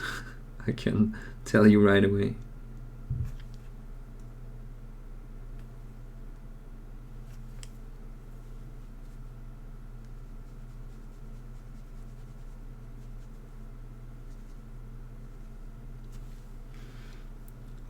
So just making sure that I have some lines running around the plate here, just to distinguish.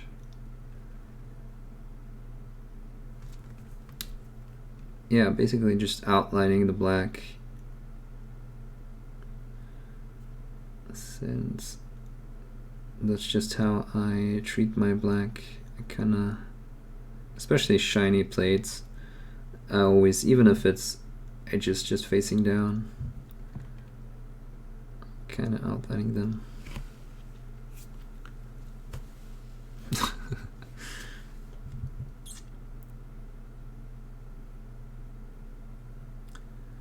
Yeah, also never have I ever once tried anything on plastic art or anything like that. I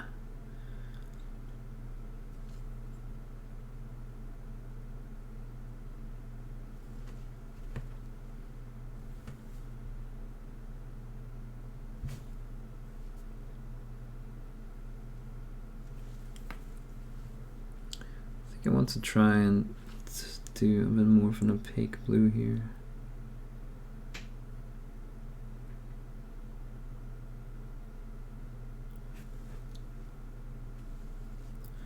Probably not all that visible on stream, but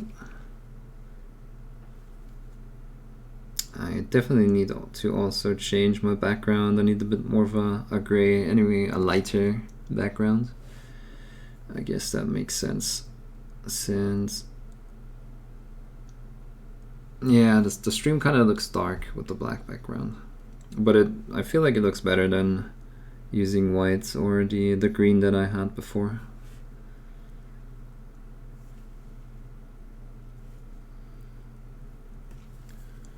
Okay, maybe I want a bit of pure white. Where's my white? Here it is.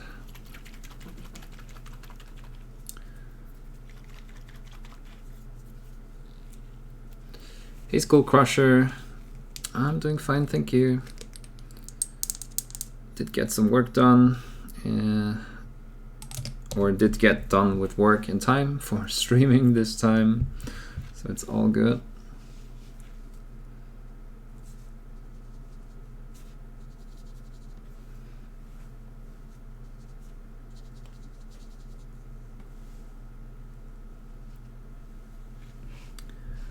Okay. Just going to put one dot exactly where the reflections meet.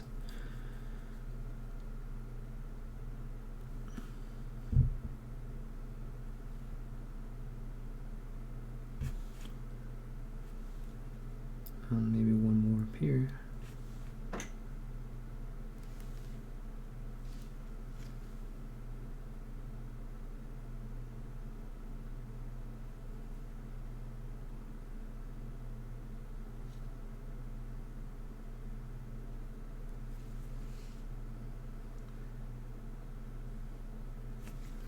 I feel like we lost a lot of the midtones, but I'd rather have them dark blue than too gray, if that makes sense. Let's see, how does it look if I mix? It's probably going to be too blue. Yeah, then again.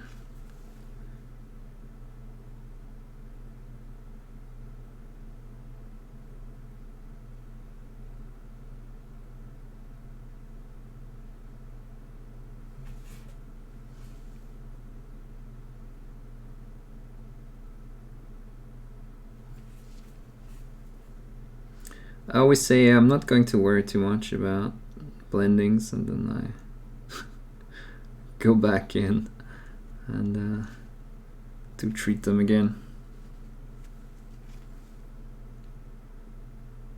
But it's okay, just whatever is fun for you in the moment, you should probably pursue.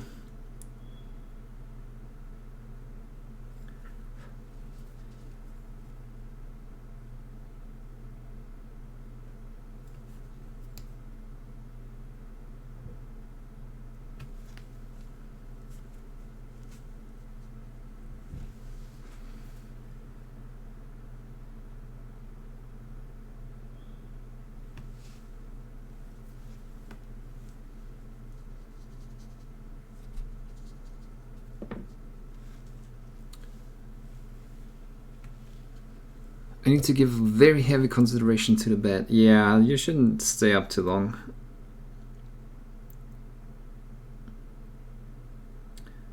I am back to sleeping normally, and it makes me feel so much better.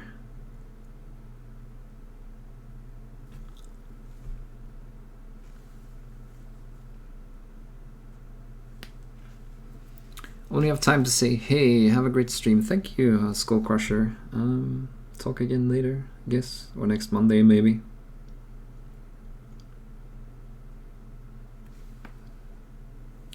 Thanks for tuning in.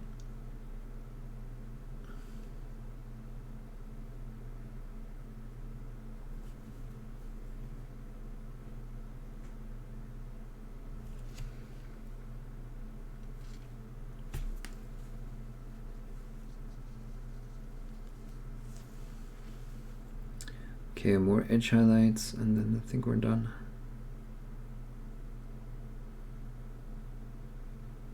I think this is already closer to what I wanted to do with my other one than to the original.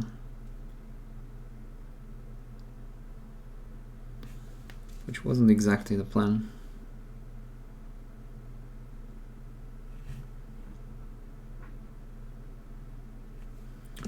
But like I said, I don't really care all that much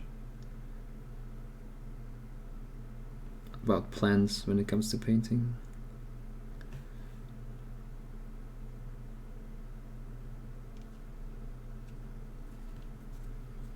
Oh, okay, over here. Didn't quite do anything with that yet.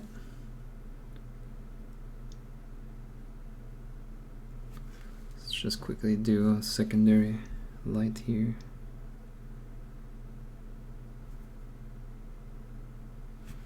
Kind of wet blending this, at least for the initial stages.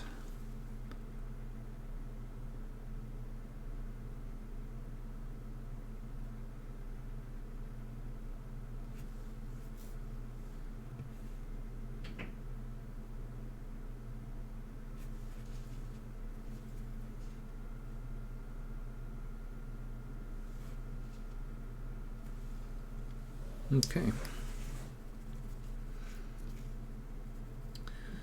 Yeah, definitely have to think about what color to paint the upper legs. It doesn't really show here. I think they do it black too. Yeah, we can think about that. So I'll just start on the leopard pattern.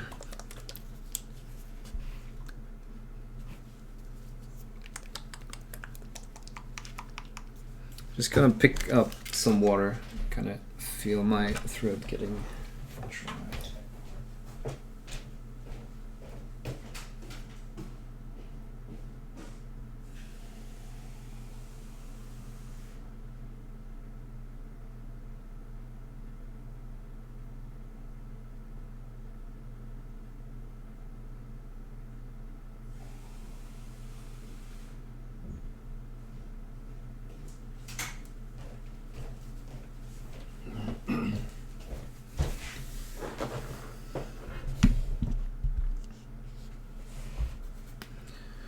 Right, so I don't want to probably start with some pure Uriel. Definitely gonna mix some midtone. Well, not midtone, but some mix of how would you call it? A less clean yellow. You could probably get away. Then again, not orange. Orange is more tiger color. Don't have any references, but if I were doing a more serious paint job, I'd probably get some references. Albert Tuzoman, thanks a lot for joining the Major League. Welcome to the stream. Alright, so I filled, or I transferred I transfer all my Citadel paints into drop-up bottles so that they don't dry in, because I don't really have a big turnover with colors.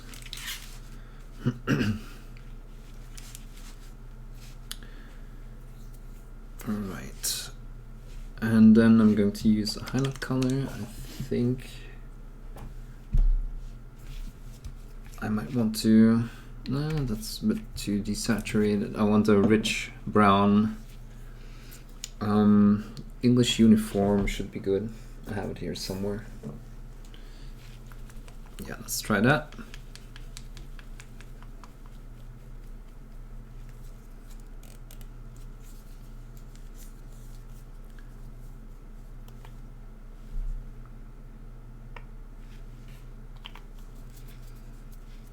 Already used most of my palette too.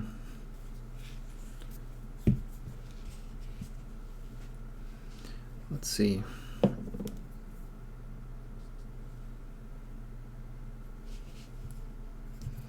Okay, now I use my drinking water. That's fine, it's fine. Okay.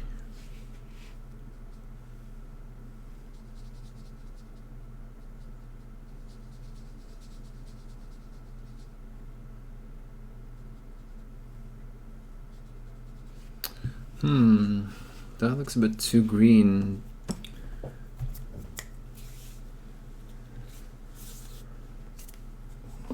think I'm going to either use Scrag Brown or what is this?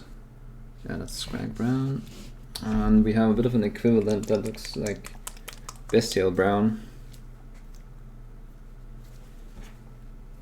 Oh, Morfang Brown, right.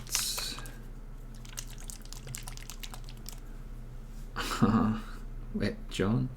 I basically never go full white. Yeah, the only thing that I do where I do use white is steel blue stuff, non-metallic in any iteration, obviously to push contrast. Yeah, obviously here I did use white. Here it makes sense. I selectively use white. I don't use white with stuff that isn't supposed to be metallic, I want to say. Yeah, so especially or also on the yellow that I wanted to be metallic, reflective, I didn't use white, but on the metallic parts, on the metal parts, for example, obviously I do use white. And I like to push my blacks towards white too. It just makes sense, when black can easily look boring and dull, and I want to avoid that. And obviously here steel blue, I kind of wanted to add some white, but I didn't use white on the pink, for example. That's what I mean. When it comes to actual colors, I rarely use it.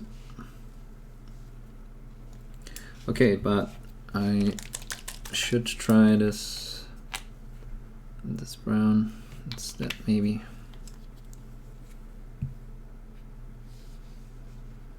That's a richer, more red tone. I think that's what I'm going to go with. Obviously we have to apply a few more layers here, or a few layers more.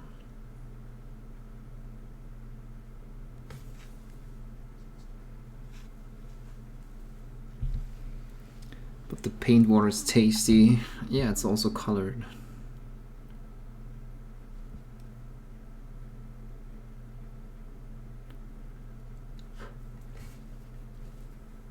Makes for just an overall better experience, you know, drinking with all senses.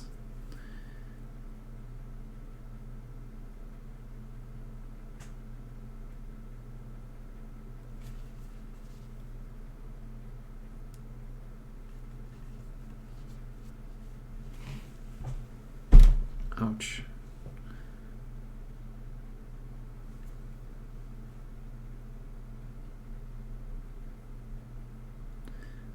Yeah, so I think that yellow looks good. I'm going to shade it down a bit with the Mornfang brown. What's it called? Mornfang brown, yeah. And highlight it up either with sun yellow or ice yellow, sorry, or Uriel. We will see. Speaking is hard.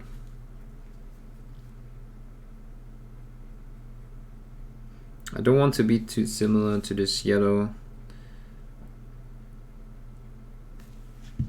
so maybe a bit less of that Uriel.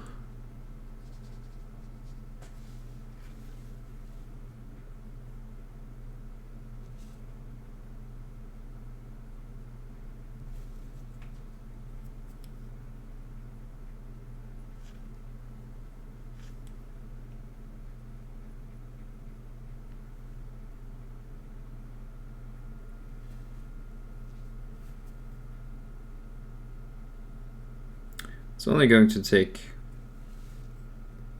like 4 or 6 coats here.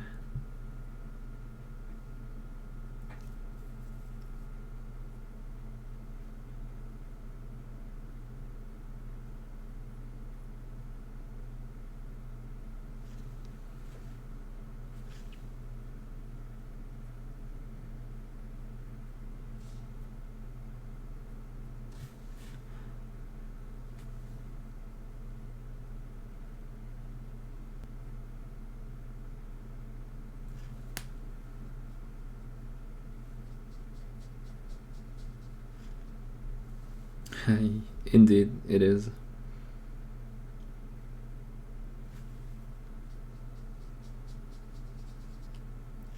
Was kind of fun when I was base coating the Space Marine, the Imperial Fist on stream. That took ages because I don't really use an airbrush.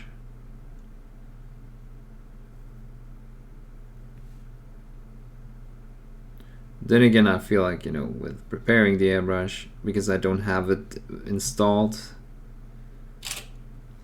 at my painting place,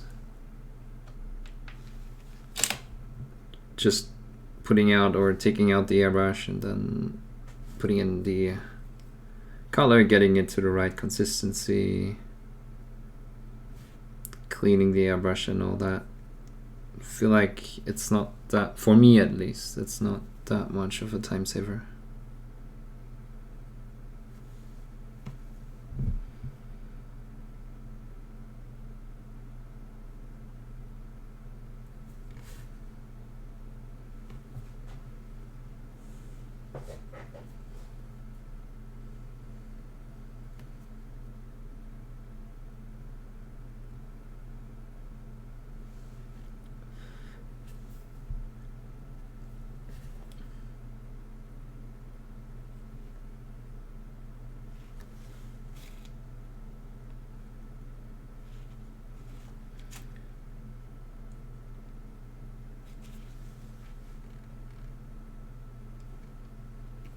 Yeah, I think the color is okay. It's maybe not exactly the way they did it on the box art, but it will definitely work out.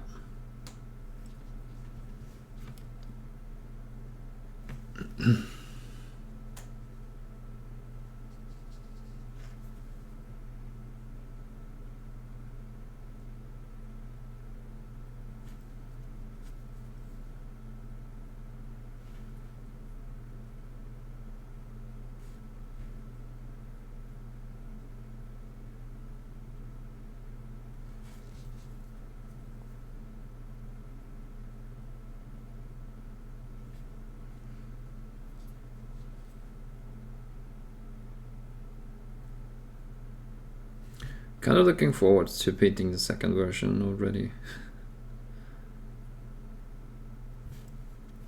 Maybe I should have started with the version that I have in mind for the other one.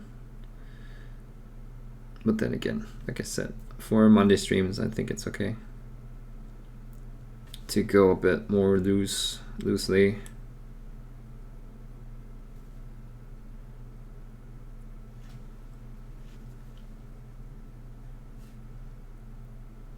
So that I can catch all answers and reply to them and all that. Catch all questions. Did I say answers? Oh my god.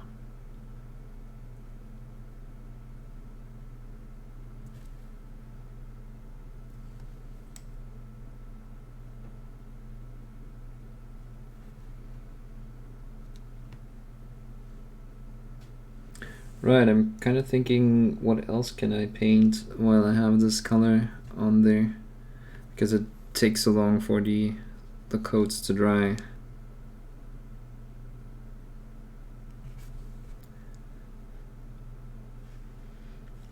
But nothing I want to really.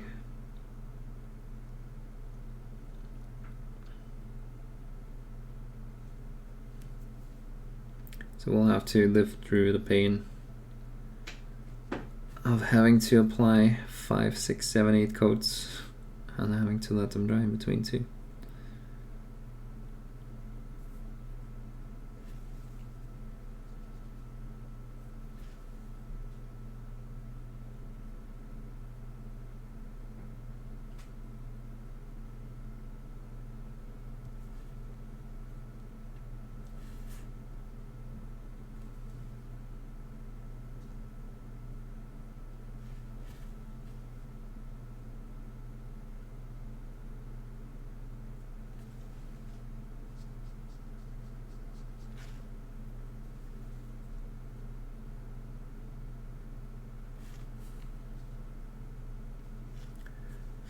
So what's everyone else up to at the moment?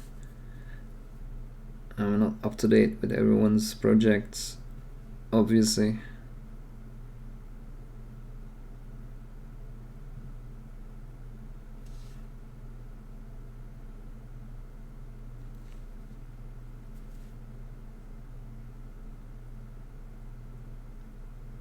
Still need to do my kill team. And I'm still thinking whether or not to do Gene Stealers or just paint up a Space Marine squad with a more... I actually considered doing an Imperial Fist squad, just doing a quicker paint scheme. And then maybe also make a video about it, but we'll see. I also thought about doing Death Guard, or Death Watch, sorry. But just paint them all in a different scheme, like Blood Angels, Dark Angels and so on, and just pretend they're Death Watch that haven't gotten their black armor yet.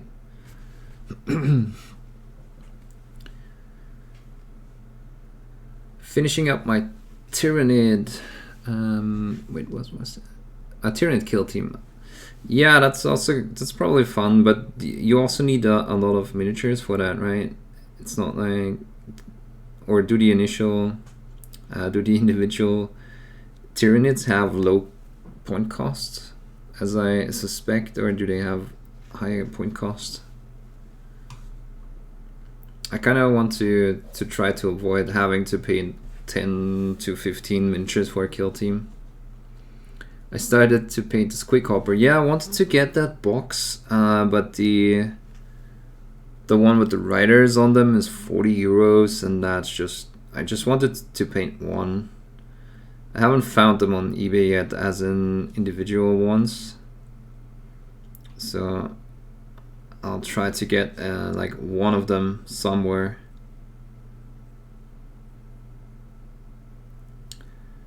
And paint them up because they are super fun. They look super fun to paint. But like I said, I just couldn't get myself to pay 40 euros for a box when I just want to paint one of them. And then also the ones with Outriders are just 35, so that's not much saved there. Slowly getting starting on a Travarian bust. Which one did you get? I kind of forgot. I'm not really good with remembering who bought what. Stressing over building a base on a 150mm round display base. Why are you stressing over it? Do you have anything particular in mind that you feel like you're not going to get right, or are you not inspired? So 50mm, that's like, oh, that's huge. Is it for crystal brush?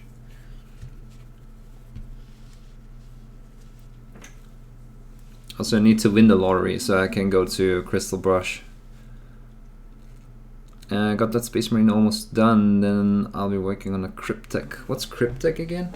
Oh yeah, another thing, I want to get me the Divalaki Necromunda box. They look really awesome. That's something I definitely want to paint too. Lictors are best Tyranids. I love the old Screamer Killer.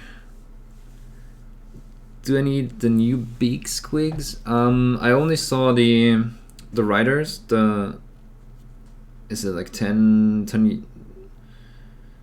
individual figures in them? I don't know the large ones. I think a few immortals to paint. I want the new trolls, but they're so expensive. Is there a box out, or aren't they just in? Aren't they in just a like the Shadespire box was, or no, not Shadespire. What were the games called that you had to, like Black Fortress and all that? Didn't they make a box like that with the trolls? Oh sure, if you have well, just some squigs. Actually, wait, what's wrong with my camera? Okay, I just need one. So if you're able to send one really cheap, then sure, that would be great. Yeah, I don't want you to spend that much money on shipping costs if you have to. But sure, I won't say no to that. For the resin beast, I have no idea. Where's that competition? I have a sound idea and I like where it's going, but lots of milliput sculpting ahead. Yeah, I kind of love and hate milliput. I love it because you can do so much with it, but it's also so sticky and probably is going to give you cancer too. So yeah, that's the downside of milliput. One of the Necron HQs, they are, oh okay, I see. Above your reanimation protocols. I see. Night Vault, yeah, something like that, right? Hey Twitch chat, best chat.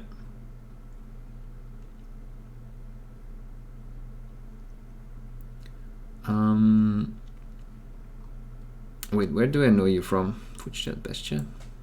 Oh, Gloomspite, okay. Mangle squigs. 320. Ouch. Yeah, someone was doing one of these larger squigs, like scratch build for a golden demon a while ago. I think that was probably 10 years ago. Yeah, they definitely look cool. I wonder what their cost is as an individual release. Yeah, I wanted to get me one of the small squigs so I can do a bit of wet blending on them and just play around with colors and you know, skin tones and variation of skin tones. And then obviously the teeth. Paint some structure on teeth.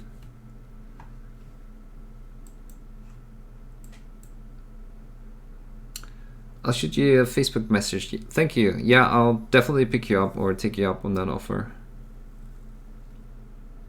Also, of course, I can totally reimburse you for the shipping. So for subs, where in the Discord are the PDFs located? If you go to on the left, there is, wait, yeah, you are pink. If you go to Twitch subs only, to the Twitch subs only channel, there's pinned messages. And there are the painting guides. Let me know if it works out. If it doesn't, then write me a PM on Discord and I'll come back to you. I'll get back to you after the stream. If it doesn't work. Rest in peace, this creature. Oh, okay. I see. Got it. Yeah, I heard about it, then forgot about it. I was living in a cave for the last month or so.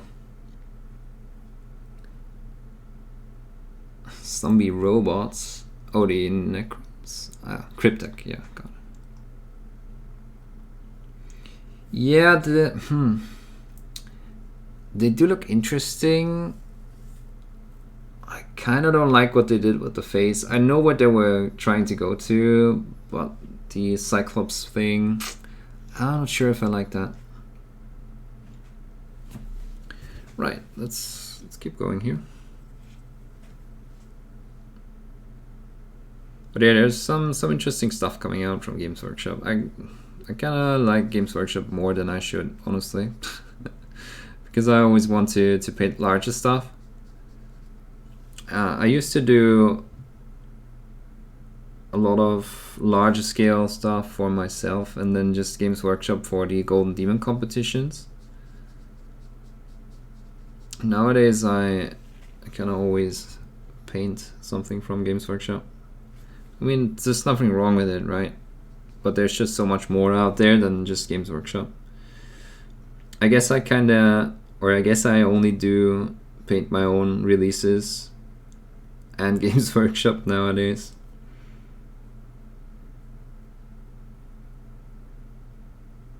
Oh no.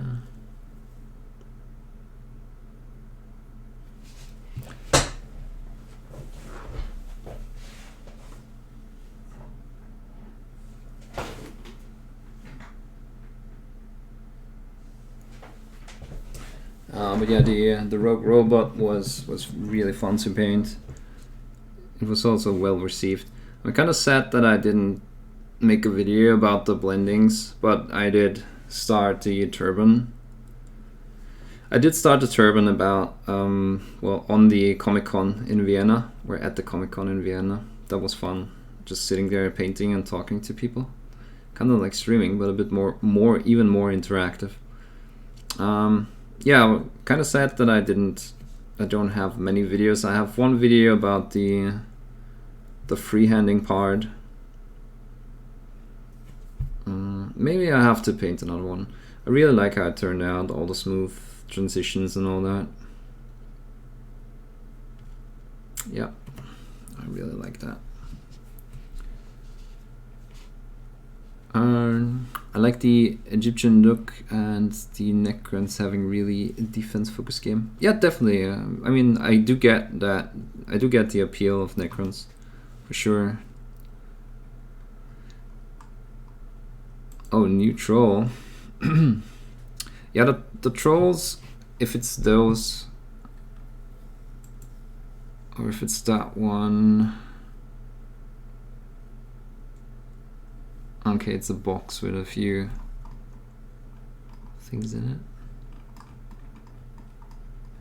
it. Why doesn't it show for me?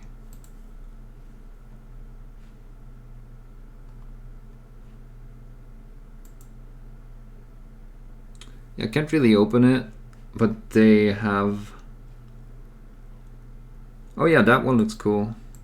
But it's not the one that I was thinking of. There's a smaller one that also looked really interesting. People were really not liking it, or a lot of people didn't like that because it's so different. But I really like the different approach to arms, where the lower arms are just that much longer. And I also, like I said, really like the face. This one also looks cool, but it's probably too big for my taste.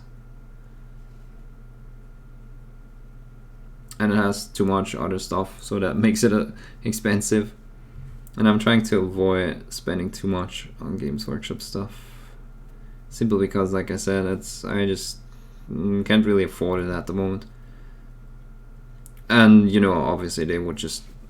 I mean, the thing is, if you buy a box... or if I buy a box of 10 miniatures, I'm only ever usually going to paint one, and then the rest is just lying around. And that, oh my god. And that just feels like a waste.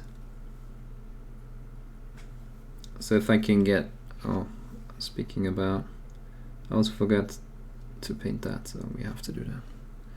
But yeah, I'm trying to get the stuff that I really want to paint, like single miniatures off of eBay, but you can't get all of that on eBay, for example. Well, usually, you know, the bigger boxes, there's people that split them up. But the others rarely get split.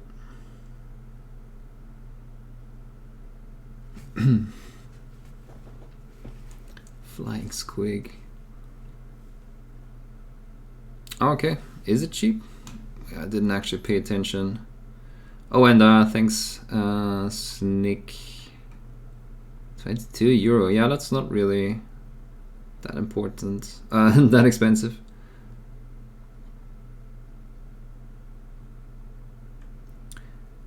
Thank you, Snick. And thanks, Mero, for looking up the price.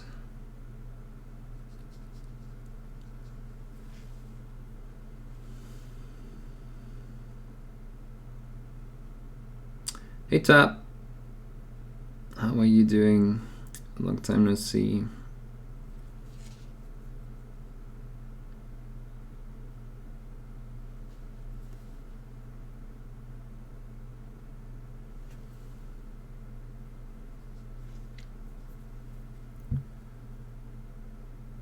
Right, so I forgot to paint that part down here.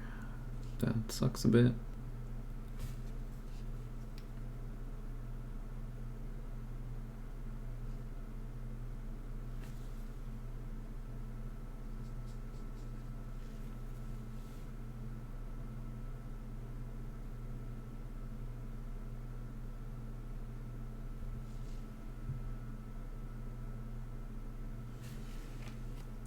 I know you were a Magic the Gathering player. I'm more of a collector. And I guess I play Arena, so... But I didn't try Keyforge, no. Hasn't really made its appearance here anymore. I don't actually know the price. If it's priced reasonably, I might actually try it.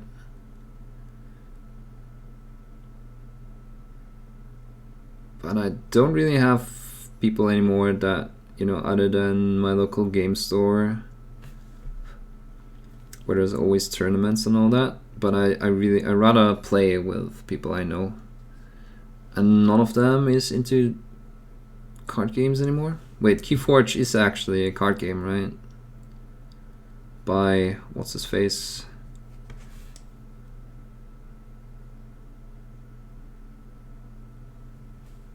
Richard Garfield. 10 euro for a deck. Huh. Haven't been on Twitch. Have I been streaming? No, I have missed the last 2 Monday streams. I mean, actually the last 4 Monday streams, because on Mondays were, well, the 24th was a Monday, and that's Christmas in Europe, well, most of Europe. That is in the UK. So I was at my parents' place and then my girlfriend's parents' place on the 31st. So we weren't really in town, so I couldn't stream then. And yeah, I screwed up the last 2 Mondays because I had to work overtime and didn't come home in time. And what was the, well, that was last Monday, and the Monday before, I think it was some stuff going, oh yeah, we were going to, I had to drive my girlfriend somewhere that was a bit far away, and I also didn't make it.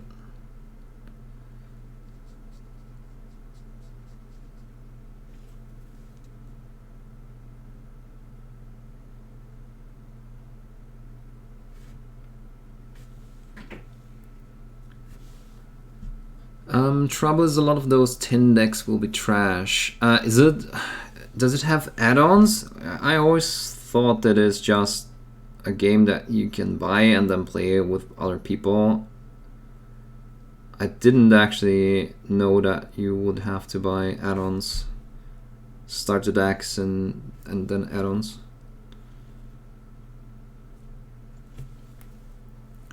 I need to look into it. I haven't really done all my research on it yet, or any research rather.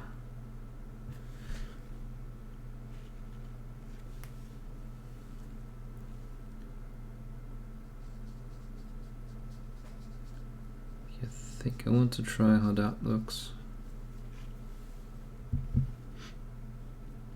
So we're going to start getting lighter towards the lower edge for whatever reason.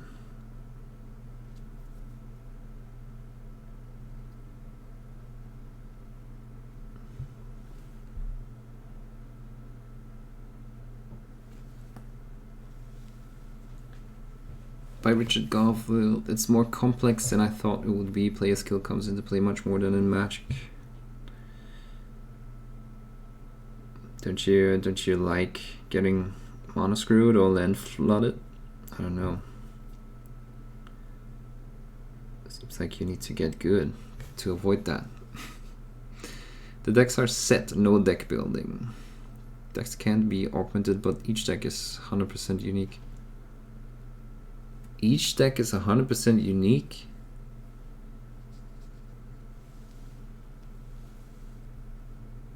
Wait, is there a limited card pool?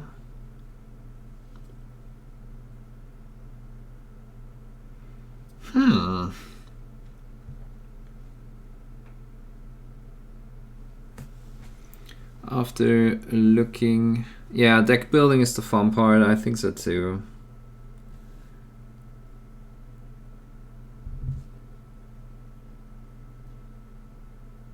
I don't actually play right now, but I still have like 2 standard decks. Don't ask me, it doesn't make sense. But I have them. Net decking. I'm playing Merfolk. I don't think they are tier 1.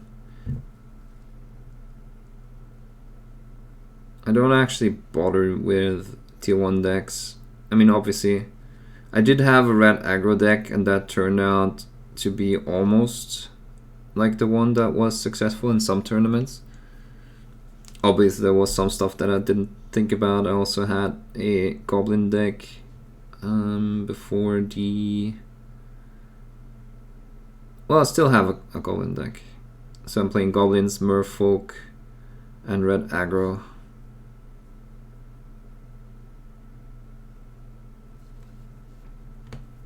Obviously, whenever you play red aggro, you kind of have to expect that there's going to be a meta for it, or it's going to be in the meta.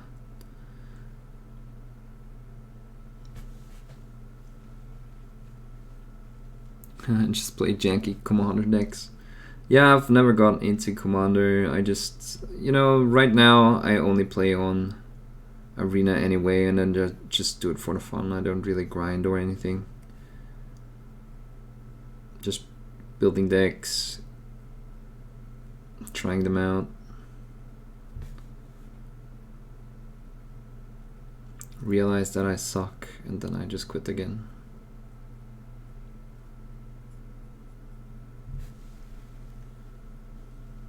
I net deck bad decks, am I still a problem? Good question. Right, so slowly building that gradient. I guess I won't be bothering too much with making sense of the light. Instead, I'm just going to run with the gradient that Games Workshop did and do the same. And make the upper area a lot more red, or red-brown. So yeah, so that we have some more intensity there. And then start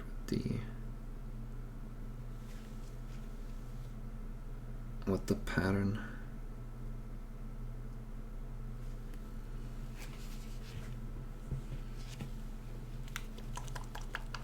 Maybe.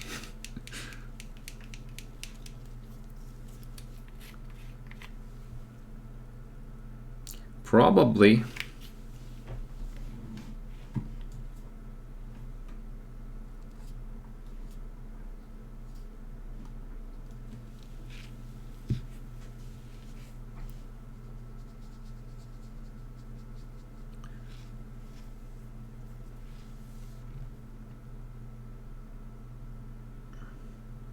But yeah, guys, don't be afraid to ask questions if you have them on the streams. Like I said, obviously always there, or are supposed to be interactive and are there for questions that you have. Also, feel free to, you know, during the week when you're painting, save up your questions, come in on Monday and ask them. That's for the next Mondays. And like I said, I'll try to keep the schedule from now on.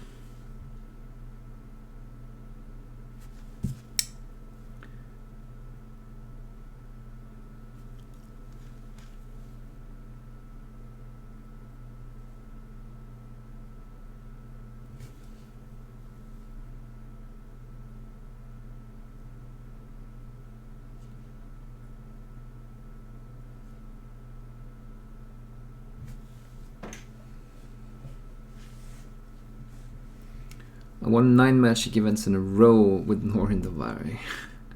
I still don't know how that would be possible.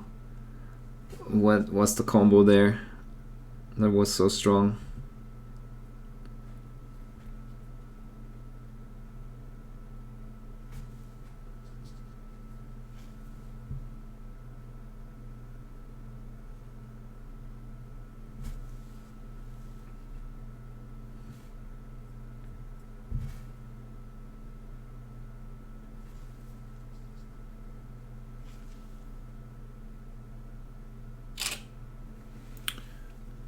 Oops.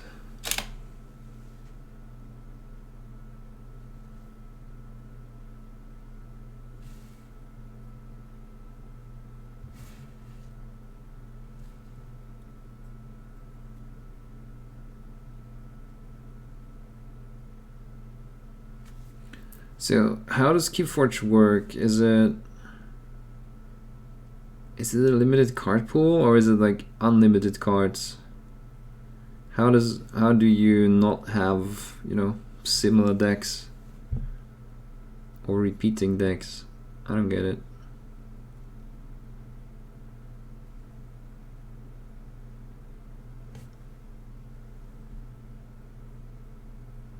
Soul Warden, Porphyro's God of the Forged Genesis Chamber.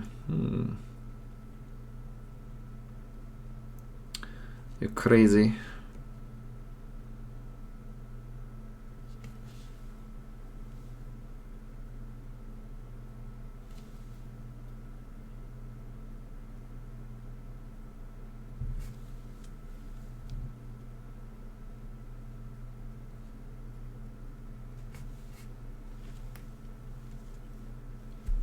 I don't know if this works, honestly.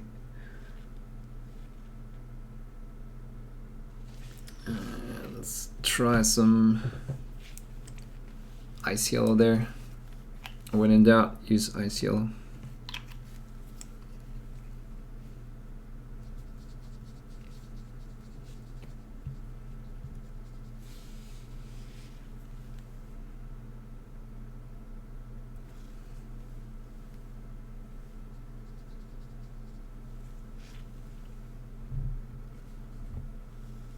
Uses an algorithm to create a deck. There are over 4 million or billion possibilities. Each deck is 3 colors.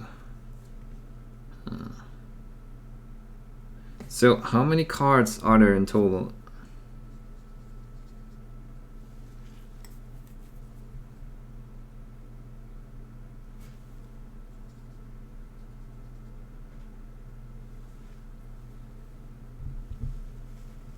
$360. Okay.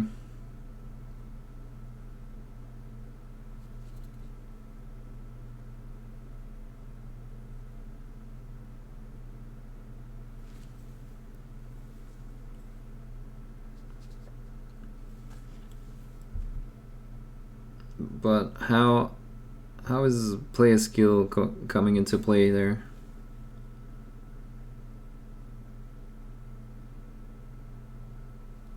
I mean, if you get all the bad cards, and I guess they're supposed to be good cards and bad cards regardless.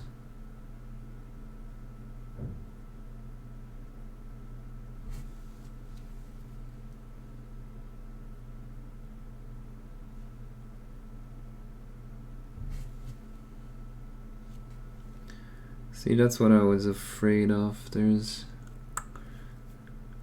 not going to be an easy way to paint that gradient.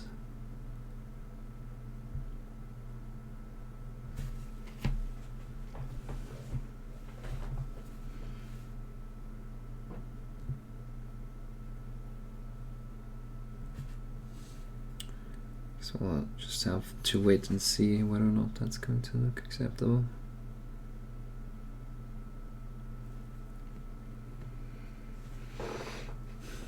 There's card rarity 2 with an average of 3 rares per deck. But, so, who is...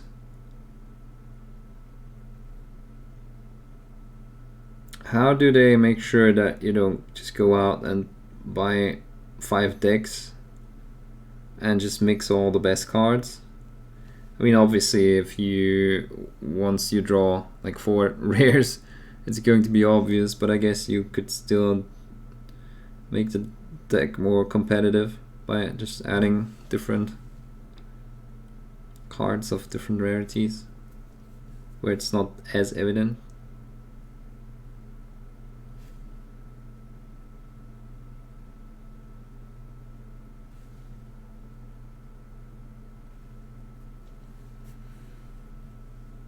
It's been fun, but I got to go run some errands and then doing some studying. See you later, Sunlocked, and thanks again for tuning in.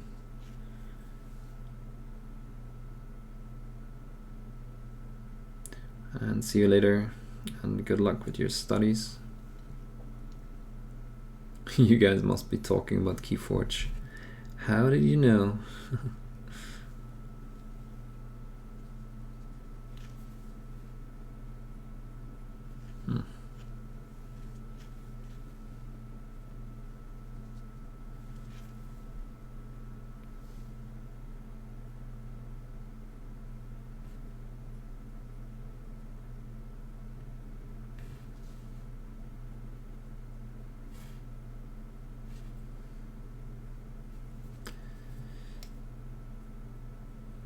Going to aim for some quick blends here.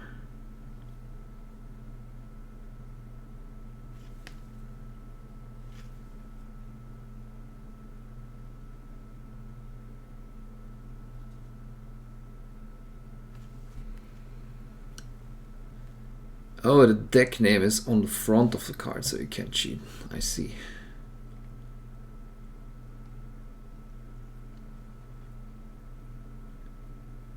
I'll make the hopper and the squig with classic colors.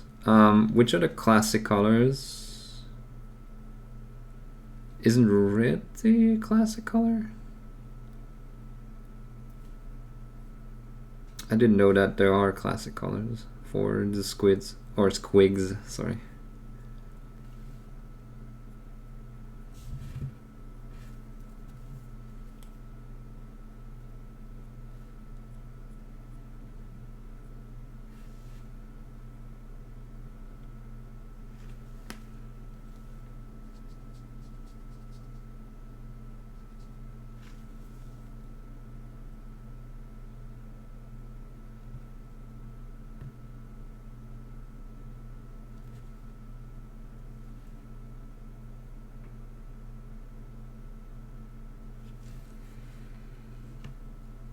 I was lucky enough to sit down with Andrew Navarra at Gen Con talking to him about Keyforge. So that's really great.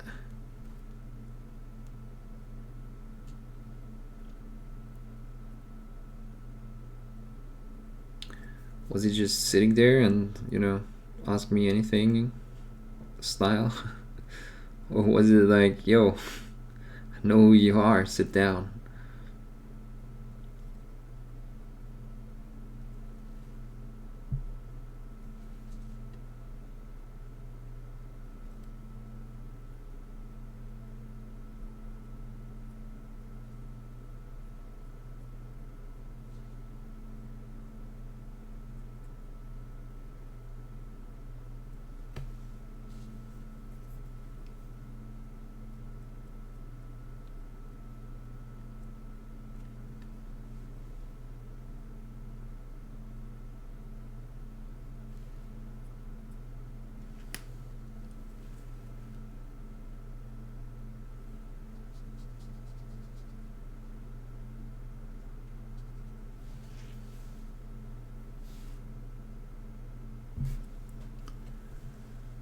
I have alternative colors, but I like to make the journey with the classic colors. I still don't know what the classic colors are. Oh, red squig and a green skin. Ah, okay, I see. Sorry.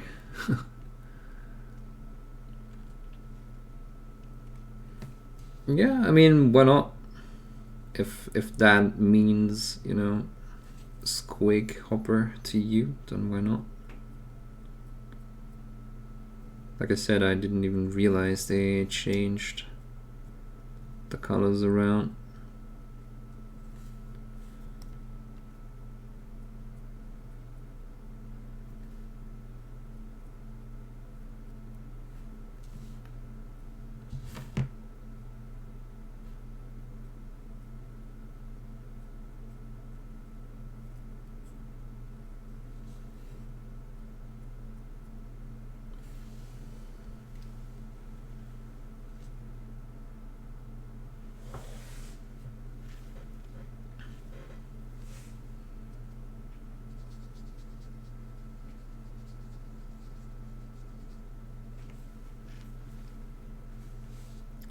Okay, let's go for a lighter color still. Whoa, almost dropped it.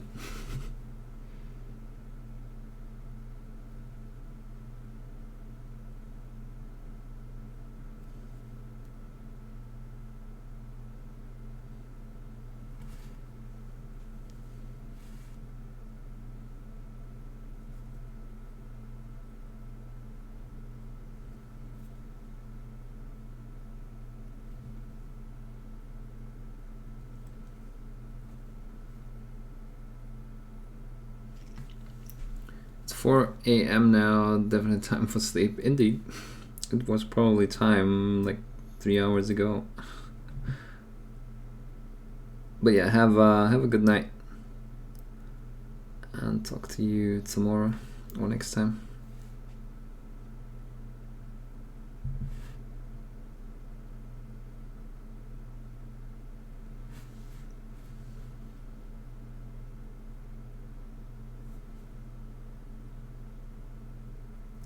Get some focus on edges here. I'm not investing too much time, just some crude edge highlighting still works.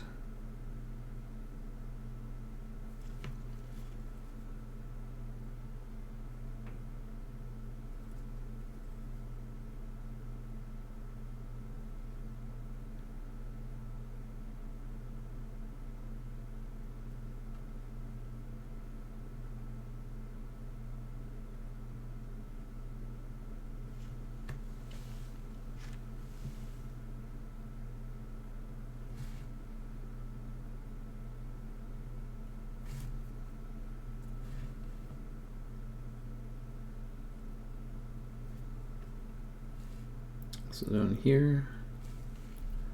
And then once this is done, I think we're going to try and get the reddish effect done before we go and do the pattern.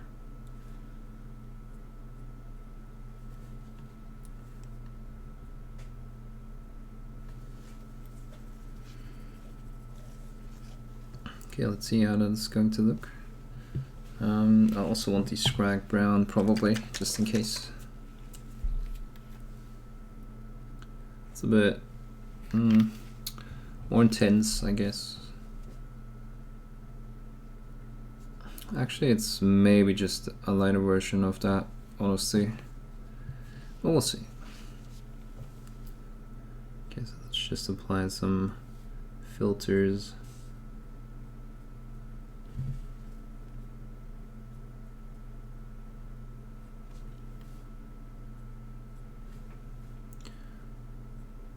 Let's see whether or not it gets too shiny, then we're going to definitely add some anti-shine medium. Hey Morth, long time no see.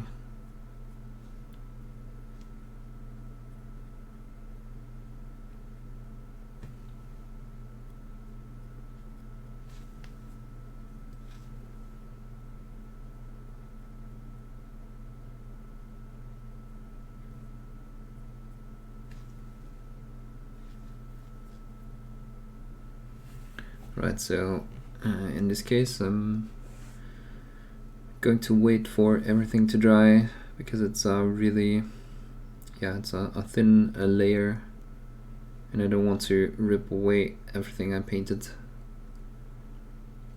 Sorry, my wife needed me for a minute. Just a minute.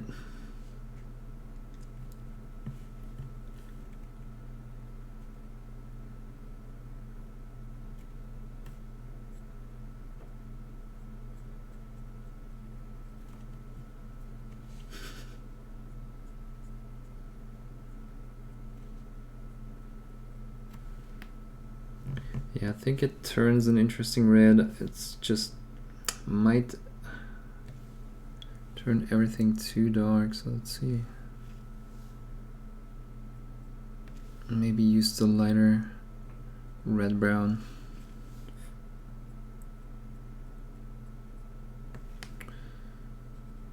Even though I don't really like the look of it.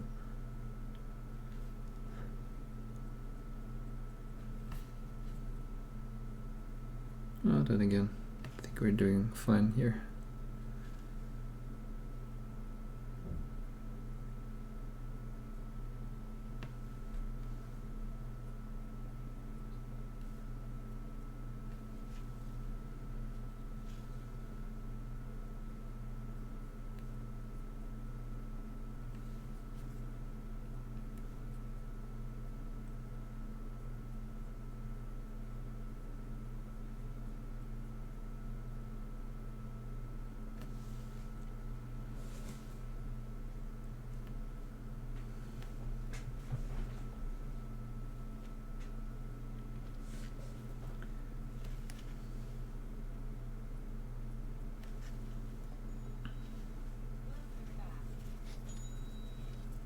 Welcome back. Who is that?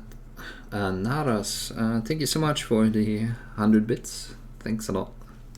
And yeah, thanks for the welcome back.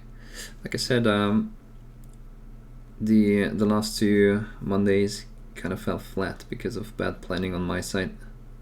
Had to work overtime. So I switched things around and the next Mondays should be good. Unfortunately, yeah, it's going to be once a week. But I'll at least try to, or only once a week. Can't really do more. So I better see that the Mondays work out.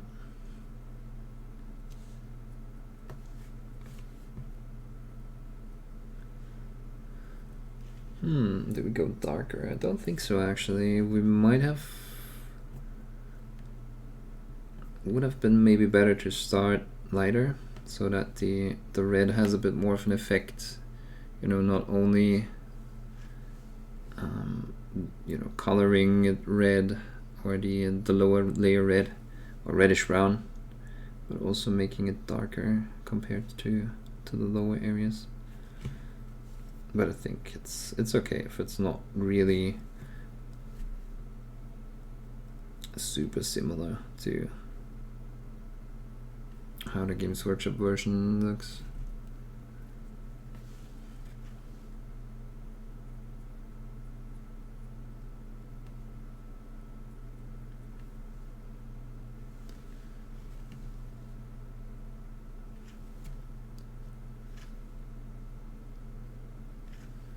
Okay, I think I'm also using a bit of black for some dark lining.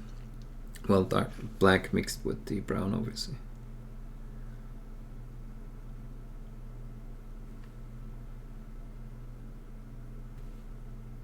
Especially on that leg over here, since this belt, I want to say it's a belt, at least it's like a belt, is running over the leg.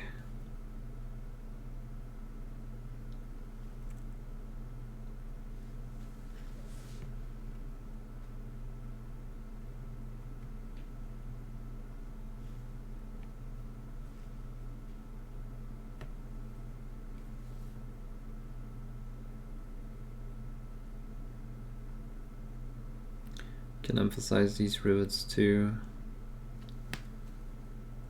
with that color.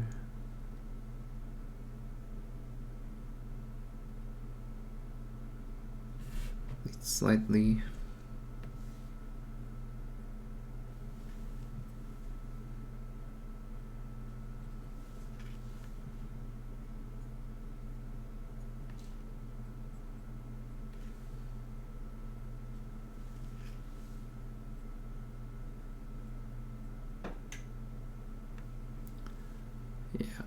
I'm definitely aiming for a bit more orange. Just makes everything a bit more interesting. It's going to be interesting to see whether or not the red up here or the orange brown how it is interacting with the pink. But you know, it's an experiment.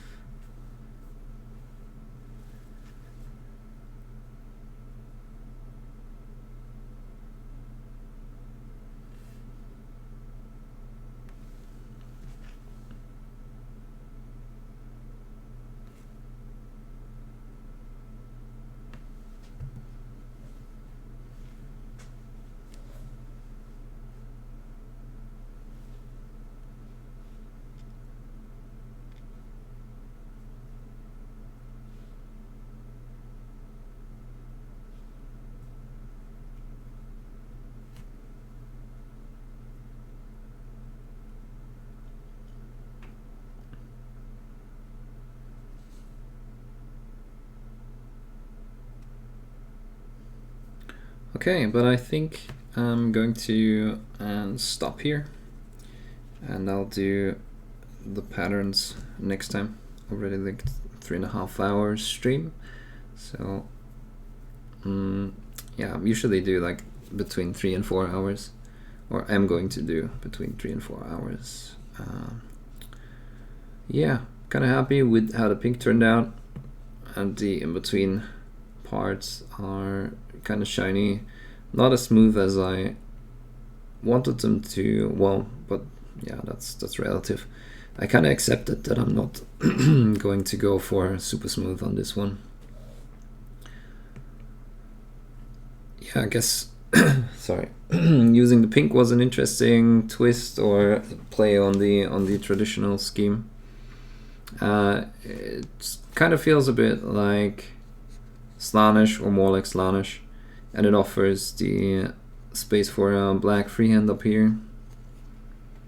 Yeah, it's going to look alright, I think. It's not going to look 100% like the original, but it's going to look good, and it's just going to be like a speed paint. Don't think I want to invest more than maybe 3 or 4 streams. We'll see. Anyway, thanks for watching. If you're new, don't forget to hit the subscribe button on YouTube and to get notified about my next streams and my next video uploads. Like I said, the goal is to do 2 per month every Friday, and to stream once per month every, well, what did I say? Yeah, videos every other Friday, and stream every Friday, and obviously there's going to be regular Patreon content on top of that. Yeah, check out my Twitter, Instagram, Facebook. Thanks for following, guys. Thanks for watching, and I'll see you next stream. Bye.